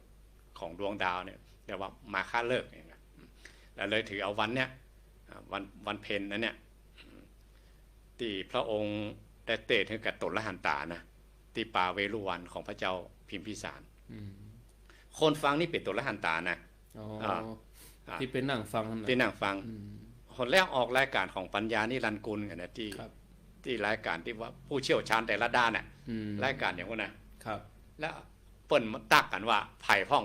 1,250 รูปที่มาฟังน่ะมาจากไหนเปิ้นบอกเป๊ะเลยเฮ้ยผมประจำแม่นเลยเขาอย่ามาศึกษาแต่ว่าเนาะไผ่พ่องเลยนะก็ตนละหันตาหมดครับแล้วตนละหันตาแต่ละตนฟังธรรมแต่ละผูกหรือฟังธรรมของพระองค์เนี่ยแต่ละตีมันเหมือนกันครับได้สำเร็จธรรมของพระองค์ก็เหมือนกันเพราะนั้นก็ยังบ่มีนโยบายได้เอกครับว่าจะเอาไปเผยแพร่ให้กับพุทธศาสนิกชนพุทธบริษัทน่ะจะเอาไปกันรายใดเพราะต่างคนต่างสำเร็จคนละทิศละทางมาคนละตีมาครับถ้าอู้ถึงสมัยนี้ก็ว่าถ้าเปิ้นตั้งรัฐบาลใหม่เนาะพวกก็จะต้องประกาศนโยบายแหละครับทั้งที่สมาชิกกับเป็นผู้หู้หมดนะครับแนวเดียวกันว่าอย่าเอาไปกันแนวใดนโยบายอย่าไปอย่างใดครับพระองค์ก็ประกาศนโยบายว่าคือตนละหันตาเจ้าทั้งหลายไปเผยแผ่คำสอนของพระองค์คือไปแนวนี้เนอะไปแนวเดียวกันเนอะอย่างครับบัดใจว่าคำสอนชนิดนี้บัดใจว่ามาประพฤติปฏิบัติตนที่ฟังนั่นบัดใจนะนั่นปนโลกกันหมดละตนละหันตาหมดละคือเอาไปเผยแผ่แล้วพระองค์ก็บอกว่าจะไปตนเดียวเนอะจะไปหลายตนไปตนเดียวเพราะว่ายังมาหลายเตื้อครับต่างคนต่างไปกันเนี่ยครับถ้าพระองค์มาตั้งมั่นที่กรุงราชคฤห์เนี่ยอย่างเมืองของพระเจ้าพิมพิสารครับครูบาอาจารย์เพิ่นก็แม่ไว้หลายตีนะว่าเหตุใดถึงมานี่เพราะว่าคณาจารย์นักครูนักเลยเมืองนั่นน่ะต่างคนต่างแสวงหาโมกขธรรมกันนักแล้วก็ถ้าไปเมืองอื่นหมู่ครูนี่มันยิ่งใหญ่หรอกพญาเจ้าเมืองก็ยิ่งใหญ่อ่ะพระเจ้าพิมพิสารพระเจ้าเปรตที่โกศลมันเนี่ยไผ่มันย่อมไผ่นะครับเพราะนั้นถ้าพูดตามภาษาบ้านเขาก็มัดเด็ดหัวหมู่ผู้เฒ่าทั้งหลายนี่ก่อนหมู่คณาจารย์เนี่ยพอหมู่นี่ลงหมู่นักโยมหมดแหละครับนั่นถ้าเราศึกษาพุทธประวัติเนี่ยพระองค์จะไปที่อื่นไปมานะแต่จะมาตั้งมั่นกันจริงๆที่กรุงราชคฤห์กับพระเจ้าเปรตเนี่ยการเมืองนี่ก็สำคัญเหมือนกันพระเจ้าเปรตที่โกศลตอนที่เปิ้นยัง ยังบ่ได้ฟังธรรมของพระองค์เนาะเพิ่นเป็นโพธิสัตว์หรอก ครับ สวกขี้สวก อืม แล้วเพิ่นมีทหารเอกชื่อว่าพันธุระเสนาบดีเนี่ย ครับ ขยายอาณาเขตทั่วบ้านทั่วเมืองหมดอะ อืม ถ้าพระเจ้าพิมพิสารก็ย่านทะเลตะวันออกเลยนะครับ แคว้นอังคะแคว้นกรุงของแคว้นมคธหมดเนี่ย อืม หมู่ดังทะเลตะวันออกเนี่ย ครับ เป็นเมืองขึ้นของแคว้นมคธหมดอะ อืม ขยายอาณาเขตเหมือนกันหรอก ครับ เพราะนั้นเขาก็เลยกวดทั้งอาณาจักรทั้งพุทธจักรเองอะ อืม พระองค์ก็เลยมาเนี่ยมาที่คณะนา เมื จา อง รย์ ใหญ่เมืองหลวงกัน มาตั้งแล้วก็ประกาศนโยบายที่นี่ อืม แล้วตนอาหารตราเจ้าทั้งหลายก็ตั้งคนต่างไปกันเนี่ย ครับ แล้วก็เปิ้นนัดกันอย่างไรอย่าง อืม ถ้าเทียบสมัยนี้อย่างอาจารย์ว่าอย่าง Facebook อย่างไลน์เนี่ย ครับ กดแป๊กกับไปกันเป็นหมื่นเนี่ย มาเป็นกลุ่ม มาเป็น อัน กลุ่ม นี้กลุ่มนี่ปัน250โลกก็ตั้งกลุ่มนี่ เออ แล้วก็ตั้งกลุ่มขึ้นมาให้ อ่า อืมโดยบ่ได้นัดหมายก็ ที่จริงพระองค์ก็นัดนัดโดยอภิญญาน่ะ ครับ แต่ ครับ เป็นกำอู้ภาษาบ้านเฮาอะได้โดยไม่ได้นัดหมาย คือมีความอัศจรรย์เห็นหน่อย มาอัศจรรย์หน่อย ครับครับ แต่ครูบาอาจารย์รุ่นนั่นเพราะว่าพอถึงวันเพ็ญเดือน3เนี่ย อืม ตาม พวกพราหมณ์เขาถือพราหมณ์มาก่อนเนาะ ครับ เพื่อก็ประชุมเหมือนกันนะ อืม แล้วพอมาเป็นสาวกของพระองค์แล้วอย่ามาประชุมกันเนี่ยได้อย่า ประจวบเหมาะเล ป ย ระชุมมอได้อย่าทำกันอย่างใด อืมประชุมแล้วจะเอาหัวข้ออย่างมาโอ้กันไอ้เนาะ ก็ต่างคนต่างเปิ้นสำเร็จปฏิสัมพิทายานหมดนะ อืม คือหู้แจ้งเห็นจริงหมดอ่ะ ครับ แต่ว่าจะเอาไปสอนอย่างใดกะ อืม ยังบ่มีนโยบายนะครับ พระองค์ก็ประกาศนโยบายให้ว่าเอาอย่างนี้เนี่ยไปสอนเนี่ย ครับ เป็นวันประกาศโอวาทปาติโมกข์ มีแฟนคลับท่านอาจารย์ไผ่คนนั้นที่ถามคนแล้ว ครับ โอวาทปฏิโมกข์กับปฏิโมกข์ได้เหมือนกันก็ฮะเนี่ย นั่นปาติโมกข์ที่พระสวดน่ะ อ่ะ า อันนี้ถ้าปฏิโมกข์นี่ตุ สว เจ้า ด ต้ ใน อง โบสถ์ ส่วนในบทสวด ครับ คือ ครับ ทุกเกิงเดือน อืม ไปทวนศีลกันเนี่ยกะ ครับ อ่า นั่นคือศีล ว่าเขามีทะลุด่างพร้อย อืม พุทธอย่างพ่อง ศีลข้อวัดปฏิบัติ เหมือนปิ้นกระตามาพอตัวเก่าอ่ะ ครับ อ่า อืมบกพ่องที่ไหนพ่อง แล้วเปิ้นยกย่องนะ อืม ท่านไผจะพันษาหนุ่มภาษาแก่กระจ่างเด้อ ครับ ท่านผู้เฒ่าทั้งหลายต้องนั่งทั้งหลุมหมดนะ ตนสวดนะอยู่บน ไหว้กันของงอบของแง่แบบ ครับ ถือว่าเขาลบธรรมของพระองค์ อืม 15 วันต้องมาทวนศีลกัน ครับ อันนี้เรียกว่าปาติโมกข์ อืม โอวาทปาติโมกข์นี่มีครั้งเดียว อ๋อนี่พระองค์ตรัสเอง พระองค์ตรัสเองแล้วมีครั้งเดียวได้นะครับ แล้วคนฟังนี่เป็นตัวละหันตาหมดเลยนะ อืมลักใหญ่ใจความคือมี3 อ่ะ 3อันนั่นก็คือทำความดีละเว้นความชั่ว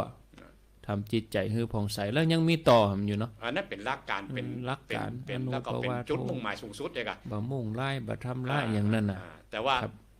หลักการที่เบื้องต้นเนี่ยเขา ครับ อย่างเงี้ยอย่างใดพ่อง อืม นึกถึงกรรมหลวงพ่อชาเคยได้ ครับ อ่านปะ ครับ คนทำความดีจะทำดีขนาดไหนถ้าบัลละชั่วหลวงพ่อว่ามันจะดี มันทำได้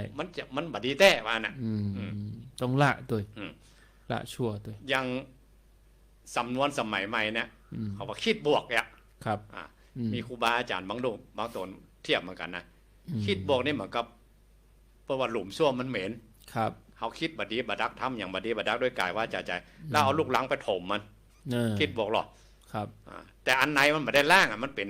ข ยั อง งเหม็น เป็นยังเก่าอยู่ มันเหม็นอยู่เก่าแต่มันมักหมมอยู่เพื่อนนั่น อืม อันนั้นต้องล่างด้วยกะ ครับ ต้องขูดออกมาล่างอ่ะ อืม ต้องล่างต้องสูบซ่วมออกเองอ่ะ อืม ต้องล่างตัว ครับ ล่างของที่มันบดีตัวนะ อืม แล้วก็ทำความดีเพิ่มเข้าไป ครับ ถ้าทำจิตใจให้ผ่องใสนั้นอันนั้นเส้นทางที่พระอ ป งค์ ฏิบัติแล้วเนาะ อันนั้นเป็นเรื่องของการปฏิบัติ อืม สองอย่างนี้ที่เบื้องต้นที่ละชั่วทำความดีเนี่ยครูบาอาจารย์คณาจารย์ต่างๆเปิ้นสอนกันหมดอะสอนกันได้เอกอะ ครับ บัดต้องถึงมือพุทธเจ้าเนี่ย อืม บัดต้องถึงมือขนาดนั้น ครับ พระเจ้าจักรพรรดิเพิ่งก็ทำได้นะ อืม ปาคนไปสวรรค์ปาไปคนเป็นพรหมเป็นอย่างเนี้ย ครับ โพธิสัตว์เจ้าทั้งหลายก็สอนได้ แต่เส้นทางที่3เนี่ย ม ต้องมีองค์สมเด็จพระสัมมาสัมพุทธเจ้าเท่านั้นมัน อ๋อทำจิตใจให้ผ่องใสนี่นะ จะคัดเกลาอย่างไรคัดเกลาสูงสุดถึงกับขั้นเรียกว่าชมุดเฉทประหาร ครับลุดปนเลย รุด เนาะ พ้นเลย ตัดขาดได้เลยเนาะ ออกจากโลกวัฏสงสารไป อืมครับ ในโอวาทปาติโมกข์เนี่ย อืม จะบอกไว้ว่า ครับ จุดมาสูงสุดคือโปนออกจากโลกวัฏสงสารนี่ นี่หมายถึงว่ามาข้าบุจารย์นี่พระองค์ตรัสเฉพาะ ส่วนของพระสงฆ์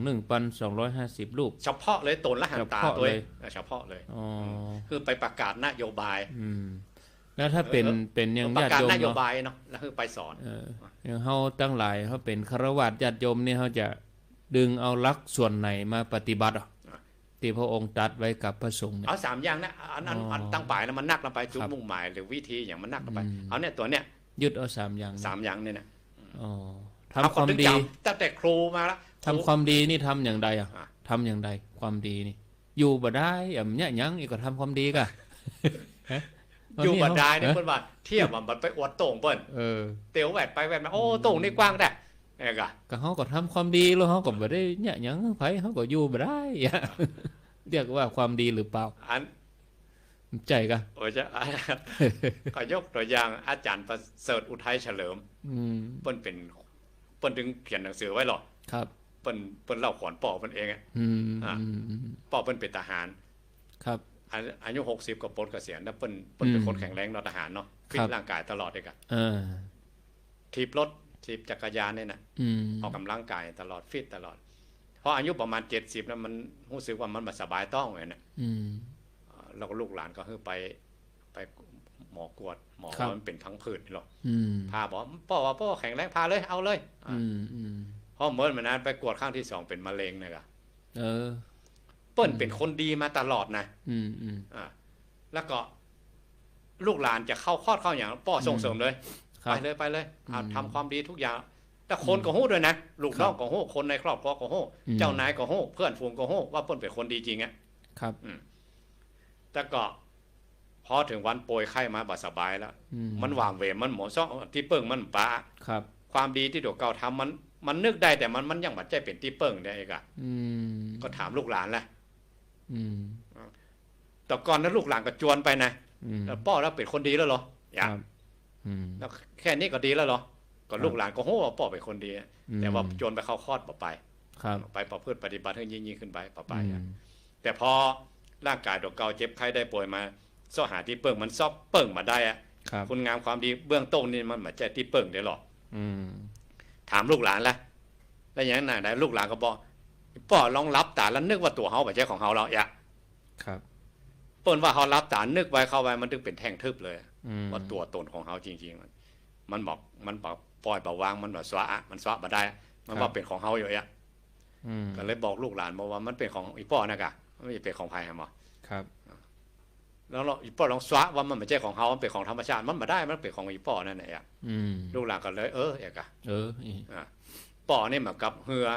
ครับออกไปกลางทะเลแล้วเรือหัวแล้วเรือจะล่มแล้วมาสอนว่ายน้ำมันไม่ใช่คนละอย่างเนาะคนละอย่างมันต้องเฟิร์กกันตั้งแต่บนบกมาแล้วเอกอะแล้วพอเหือลมแล้วก็ว่ายได้เลยอ่ะแต่อันนี้เหือลมแล้วมาว่ายเจ็บไข้ได้ป่วยเป็นมะเร็งได้จะตายแล้วอันนี้อาจารย์ประเสริฐอุทัยเฉลิมเปิ้นเล่าขวัญป่อเปิ้นเองนะครับ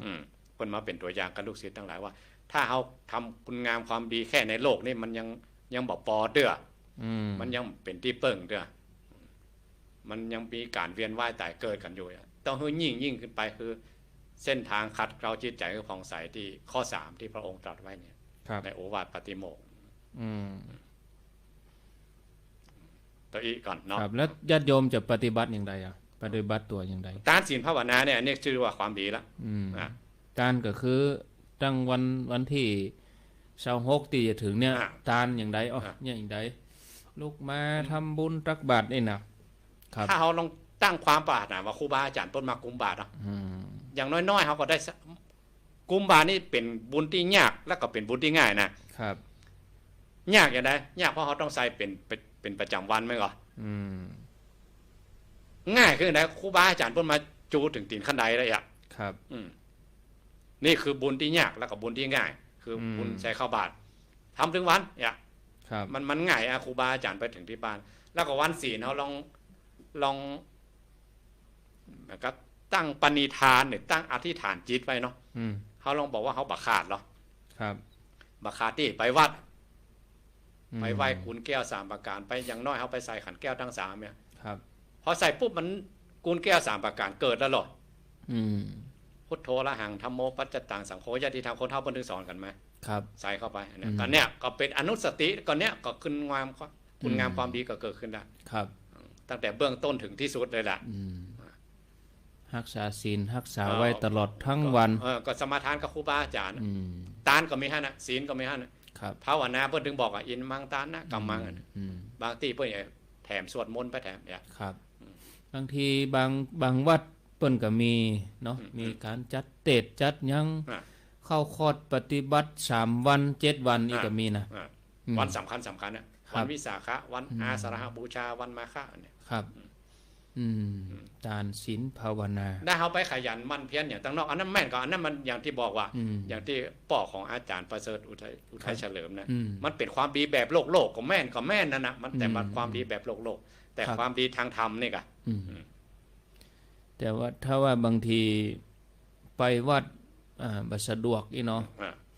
เฮาแยะได้ก็ครูบาอาจารย์เพิ่นมากุมบาตรเวลาอยู่บ้านน่ะอันนี้เรื่องตาลนะครับศีลเฮาก็สมทานคนเดียวบ่มีเอาได้ดีกว่าได้ว่าคนเดียวได้ว่าก็พระมหาชนกอยู่กลางทะเลเพิ่นยังเอาคนเดียวบางคนก็ว่ามันเอาว่าคนเดียวมีตู้เจ้าอย่าเพิ่นว่าคือเพิ่มความมั่นใจบ่ได้ต้องมีรูปแบบมีรูปแบบต้องมีขันดอกขันหยังก็เลยบอกคือคนเฒ่าว่าถ้าไปวัดบ่สะดวกก็เอาขันมาตั้งเหมือนเฮาไปวัดน่ะเอามาตั้งไว้ที่หน้าโต๊ะหมู่ที่ใกล้หิ้งพระหั่นนะเอาดอกเอาดวงมาใส่คนเดียวเลยสมทานคนเดียวโยงขันคนเดียวเลยสัจจะเอาแต่อาจารย์ว่ามันนำใจมันมั่นใจมันก็เรื่องหมู่นี้ก็ต้องมีย่อมจิตย่อมใจหน่อยมีหน่อยสักขีพิญาณแต่ว่าบ่ผิดลักเนอะฮะสมทานคนเดียวนะอย่าเกยอู้กันหลายเตื้อมาเนาะพระมหาชนกอยู่กลางทะเลอยู่กับไผอยู่คนเดียวยังเปิ้นยังว่าได้เนาะแต่ตอนแรกไหว้ด้วยกำลังดอกเก่านะยังไม่ได้สมาทานศีลนะครับฟ้าดินมารับรู้นะแต่เพราะว่าหันพระจันทร์เต็มดวงเลยกะอันนี้เดินเป่งรู้นี่อมน้ำทะเลบ้วนปากแล้วมาเนี่ยของปากสะอาดเปล่งว่าจาวันนี้พระจันทร์เต็มดวงข้าพเจ้าขอสมาทานอุโบสถศีลเนี่ยพอตั้งสัจจะแล้วฟ้าดินกระเทือนนางเมขลาประชุมมันหู้เลยตนบุญเดือดร้อนเนี่ยว่าอยู่กลางทะเลอันนี้ศีลได้อำนาจของศีลนะเกิดจากการสมาทานเอาคนเดียวก็ได้ญาติโยมจะเพิ่มอันหนึ่งก็จากที่เฮาสวดธรรมดาเนาะเฮาก็ปรับมาเป็นสวดมนต์แปร3วันนี้เฮาจะได้ฮู้ความหมายแปรก็สวดมนต์หน่อยจากที่นั่งภาวนาปกตินั่งแล้วก็นอนหลับเฮาก็จะเอาเห็นสักชั่วโมงนี่ก็ได้แล้วปฏิบัติตัวเองสวดมนต์แปลผมสวดได้แต่ภาษาแต่ภาษา2ละครับบนประจำภาษาเตียนวัดอย่างลุ่งหลวงพ่อเปิ้นลูกทางอีสานมาเนาะเปิ้นเอาของหลวงพ่อสนโบกมาผมว่าจนสุดเลยแม่จบหมดเลยกี่บทหลวงพ่อดีนะถ้าโยมถ้าศรัทธาเฮาสวดแปลตัวนะโอวาทปาฏิโมกข์ก็อยู่ในหั่นนะอันนามยังโอวาทปาฏิโมกข์ปะทั่งผานามาเสปัจฉิมโอวาทก็มีหั่นมีหั่นหมดปฐมโอวาทก็มีหั่นครับได้สวดแปลเนาะก็นะก็ครูนี่ก็ดีเหมือนกันเนาะตู้หลวงเปิ้นทำเอาเป็นทุกว่าก็ต้องหลวงพ่อว่าได้แนวเลยจำตั้งหันมาเนาะเพราะตอนหนุ่มๆนี่จำเฮ้ยครับแต่พอเฒ่ามาอย่างมันเอาใหม่แล้วจำยากละลืมไปละลืมได้ของเก่าทั้งนั้นอันใหม่เข้าไปนิ่มจำแล้วประจำก็ดูตำราเอาครับไม่ใช่พิษรักหรอกเป็นการสาธยายหรอกครับก็จังมีเวลาโยมขอถามบทนั้นบทนี้สวดได้ก็มีตลอดคำถามเหล่านี้คือเพิ่นบ่มั่นใจญาติโยมบ่มั่นใจถามก็มันแล้วใจน้อยแทงเข้าไปได้ก็สวดได้ก็บทนั้นมันก็ได้ทุกบทแหละนะก็เป็นคำสอนของพระพุทธเจ้าแต่ว่ามีแต่เหมือนกันเด้อในบทนำเขาจะเรียกว่าบทคัดนะครับสังคีตันตัมปนามาเหแปลว่าครูบาอาจารย์พระสังคีตาจารย์เนี่ยเพิ่นจะมาเรียบเรียงใครเป็นพระสังคีตาจารย์เนี่ยพระอานนท์เนี่ยครับเอวเมสุตังสมัยยังข้าพเจ้าพระอานนท์ได้ยินมาอย่างนี้ว่าก็ว่าไปเป็นสูตรละก็ขึ้นต้นอย่างนี้ก่อนเนี่ยได้ว่าสังคีตันตัมปนามาเหแต่อย่างโอวาทปาฏิโมกข์เนี่ยนะพระองค์ขึ้นไปเลยครับบ่ต้องว่าบ่จังว่าพระอานนท์ได้ยินมาอย่างนี้ว่าพระองค์ตรัสเองเลยตรัสเองเลยอย่างธรรมจักรเนี่ย เทนได้บัดเรียกว่าปริตตันตัมพระปริตคือคำสอนของพระเจ้าอย่างนี้เนอะไม่ใช่นะครับ สังคีตันตัมปนามาเหนะ คือพระอานนท์เปิ้นเรียบเรียงว่าตั้งแต่เอวัมเมไปพระเจ้าตรัสอริยศาสตร์ไปพระเจ้าว่าเทวดาอินพรหมทั้งหลายมาฟังแล้วพระอานนท์มาเรียบเรียงเป็นหัวข้อเขาจะถือโอกาสได้เพียวแต่นหิ่งพระเพียวทุหมู่ก็ได้เหรอเนาะวันโกนวันพุกหรือบางอันกับแม่แรงมาวันก็จวนกันไปวัดไปวาเนาะวันดาวันโกนเขาก็ไปเพียววัดเพียววาล้างห้องน้ำเพียวศาลาเพียวหอฉันนะเพราะพระเนนประเดียวก็มีน้อยบุคลากรของวัดเนี่ยมีน้อยแล้วก็ง่ายอย่างบ้านญาติโยมหลังเดียวนะญาติโยมยังเพียวเป็นวันนะแต่ครูบาอาจารย์ก็โบสถ์เนี่ยวิหารเนี่ยศาลาว่าปฐโรเสนาสนะบ้านญาติโยมมีบางบ้านนี่ให้นิ่งเต็มที่นะเนาะแต่วัดนี่ประสิบให้6ให้อันนี้มันว่าจะไปดูแลใจใส่ใจใดอันนี้ก็เลยว่าบางทีเขานึกถึงวันเขาจะเป็นเนไปก็วันนั้นกะบุญที่จะเกิดเขาจะเป็นเนไปก็วันศีลจะเป็นเนก็วันแตะวันดาเขาก็ไปเอาบุญได้เพราะว่าบางทีอย่างวัดบ้านนอกบ้านนาเนาะอาจารย์เนาะพระเนนมีน้อยครูบาอาจารย์ก็พอบ่ทั่วถึงบางทีญาติโยมจึงเป็น200-300หลังคาเป็นเนไปวัดก็วันศีลใหญ่ถึงเวลาก็วัดเนี่ยมาอุกไหมมันก็บ่ม่วนใจท่านให้มาอย่างนี้เขาใครคือวัดสะอาดเนี่ยได้เขาต้องไปวันดาเขาเพียวม่วนวันพุธเขาไปนั่งก็หมู่เขานั่นแหละเป็นนั่งเราต้องช่วยกันดูแลอย่างนี้ถึงเนี่ยนิวนอร์มอลนะเนี่ยนิวนอร์มอลแต่เนี่ยต้องหม้อเลยมันแปลว่าอย่างก็หมูต้องหม้อเลยต้องหม้อเลยนะอย่างมันหม้อเลยรูปแบบใหม่เพิ่นว่าวิธีใหม่ว่าก็แยกกันเนาะเพราะว่ามาเกิดถึงพระเนนก็น้อยไปแต่เนอะอาจารย์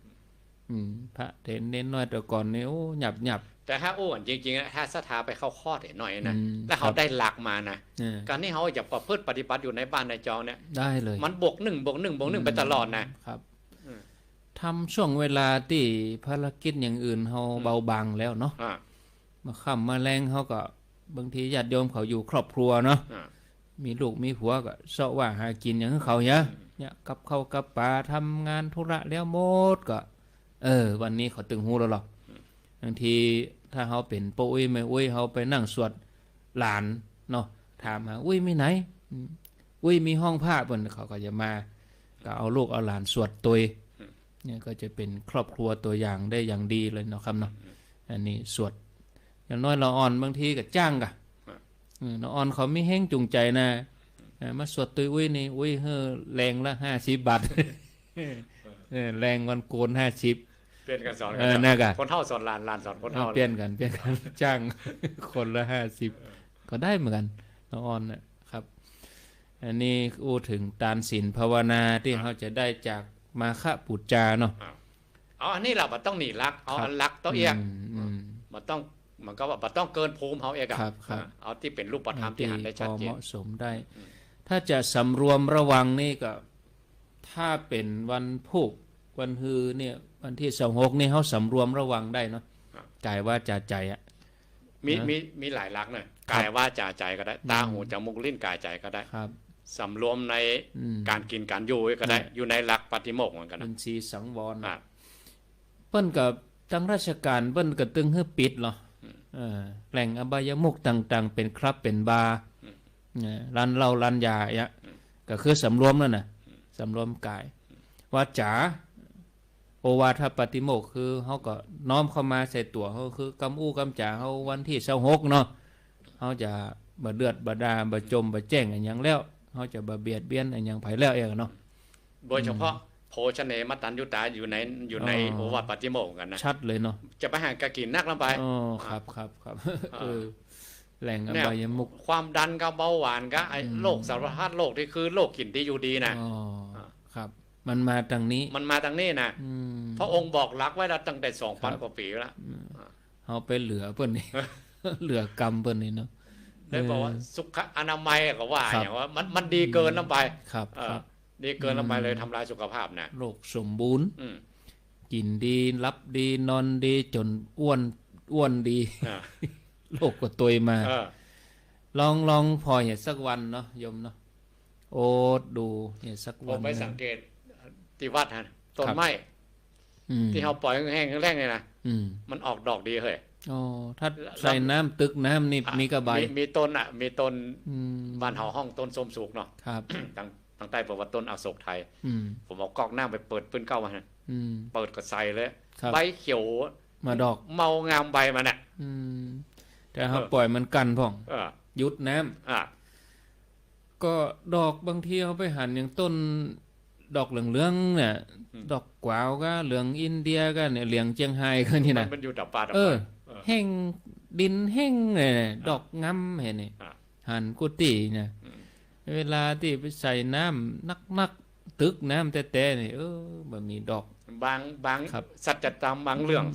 สัจธรรมบางเรื่องเนี่ยเนาะ เฟื่อง มัน ฟ้า สู้ให้เหรอ แม่น มันสู้ให้เหมือนกัน บอกหมอกเอามอยเนาะ เออ เอาต้องลึกเอา เออ ต้องลึกต้องฝืนเนาะ อ่ะ บางทีตัวใจตัวเองล้ำไปมันก็เลินเล่อ อย่างตู้เจ้าเขาเนี่ย ทำให้ประมาท บ่เฮือกี่ข้าวแรงแล้วอยู่ในโอวาทปฏิโมกข์นี่เหมือนกัน ค นะ รับวางรักไว้เลย พระองค์วางรักไว้เลยอ่ะ ชัด อันยากอย่างนั้นก็ห้ามอ่ะ เออ แล้วก็อย่างนั้น ห้ามไว้ อ่ะ ห้ามใจไว้อืม แมลงฟังเหาะอันต้องดอกกอห้องจอกจอกนี่ สั้นดี เป็น พอ กุศลหรอ พอเวทนา อ่า พิจารณา อ่า เออ ว่าศีลข้อนี้ห้องปูดอ่ะ ครับ แต่โยมมันได้นี่ ว่า โยม เจ้า เขา เสาะหาแหละ ซ่อหาก็ใส่ เข้า ปาก เป็นเรื่องใหญ่เลยกะ อ่า เกิดว่าเฮาไปธรรมสัญจรที่ไหนนะ อ่า ได้กินข้าวแรงนี่เรื่องใหญ่เลยล่ะ จะเตดยังได้ก็ช่างเถอะขอให้ได้กินเถอะ เออ คือบางทีโยมเขาเปิ้นมาได้ฝึกมาเนาะ อ่า แต่ถ้าเราลองฝึกพอเนาะมันเป็นเรื่องที่ยุ่งยากเหมือนกันนะเสาะถ้วยเสาะจอนคนนั่นจะกินอย่างนั้นคนนั้นจะกินอย่างนี้บางทีพอเปิ้นเอามาทายให้กันพอมันเป็นมื้อที่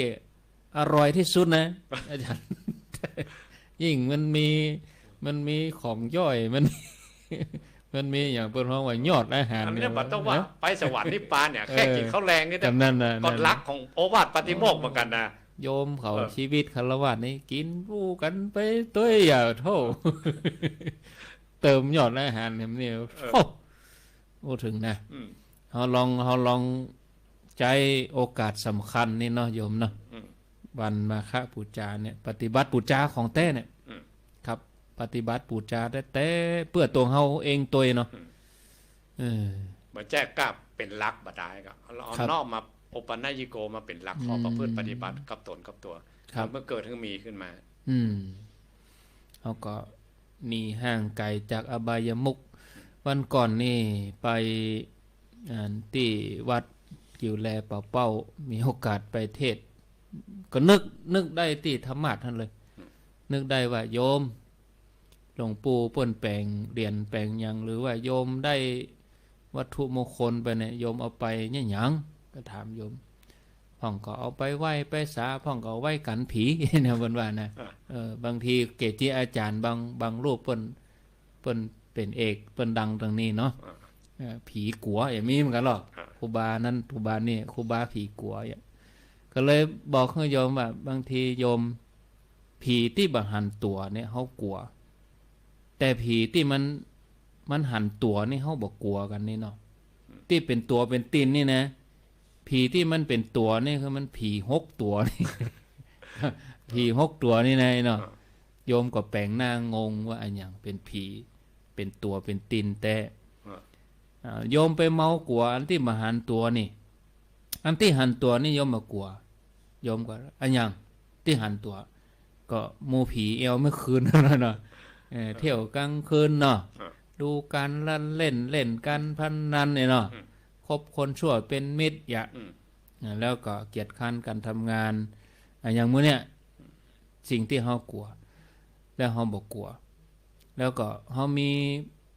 อย่างไว้ในจิตในใจมันเตือนสติเฮาเนาะเบิ่งให้เฮาไปหลงไปตรงนั้นเวลาเฮามีเหรียญมีพระครูบาอาจารย์เฮาจะไปเอวเมื่อคืนเฮาก็กำไว้เนี่ยเขาจะไปกินไปเล่นเขา เฮาเอามาไว้ที่จิตที่ใจห้อยคอเฮานี่แล้วเอาระลึกนึกถึงแต่อย่างวันมาฆบูชานี่เฮาลองนึกถึงโอวาทพุทธเจ้าดูที่พระองค์ทรงตรัสมาเกือบ 2,000 กว่าปีเนาะเฮาลองนึกถึงโอวาทปฏิโมกข์ที่พระองค์ได้วางแนวไว้อะในฐานะที่เป็นเจ้าพุทธเฮาลองตั้งใจปฏิบัติพอล้ออ่ะก็ได้เนาะครับละอบายมุกนี้มันยังไม่ใจดีนะคือละชั่วก่อนแค่ละชั่วอยู่นะก็ละเว้นเนาะละเว้นยังไม่ใจดีเด้อถ้าดีต้องเพิ่มต้องเพิ่ม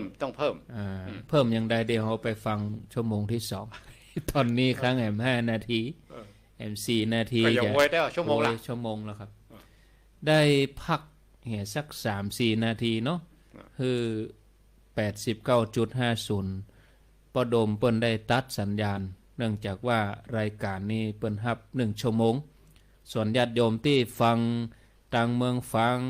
ตังฝ่ายหินฟังตังแม่แจ่มฟังติ่งห้วยตองซักอ่ะอยู่ที่เก่าเนาะบ่ต้องหลายหนีไปไหนเตื้อจำเดียวอาตมาภาพมีนาท่านพระครูสุเมธธรรมเสวีจะขออนุโมทนากับครูบาอาจารย์โดยเฉพาะท่านอาจารย์ท่านพระครูอภิวัฒนวิกรมเจ้าของรายการสาระธรรมยามแรงจัดในคณะศรัทธาท่านผู้ชมท่านผู้ฟังได้ฟังกัน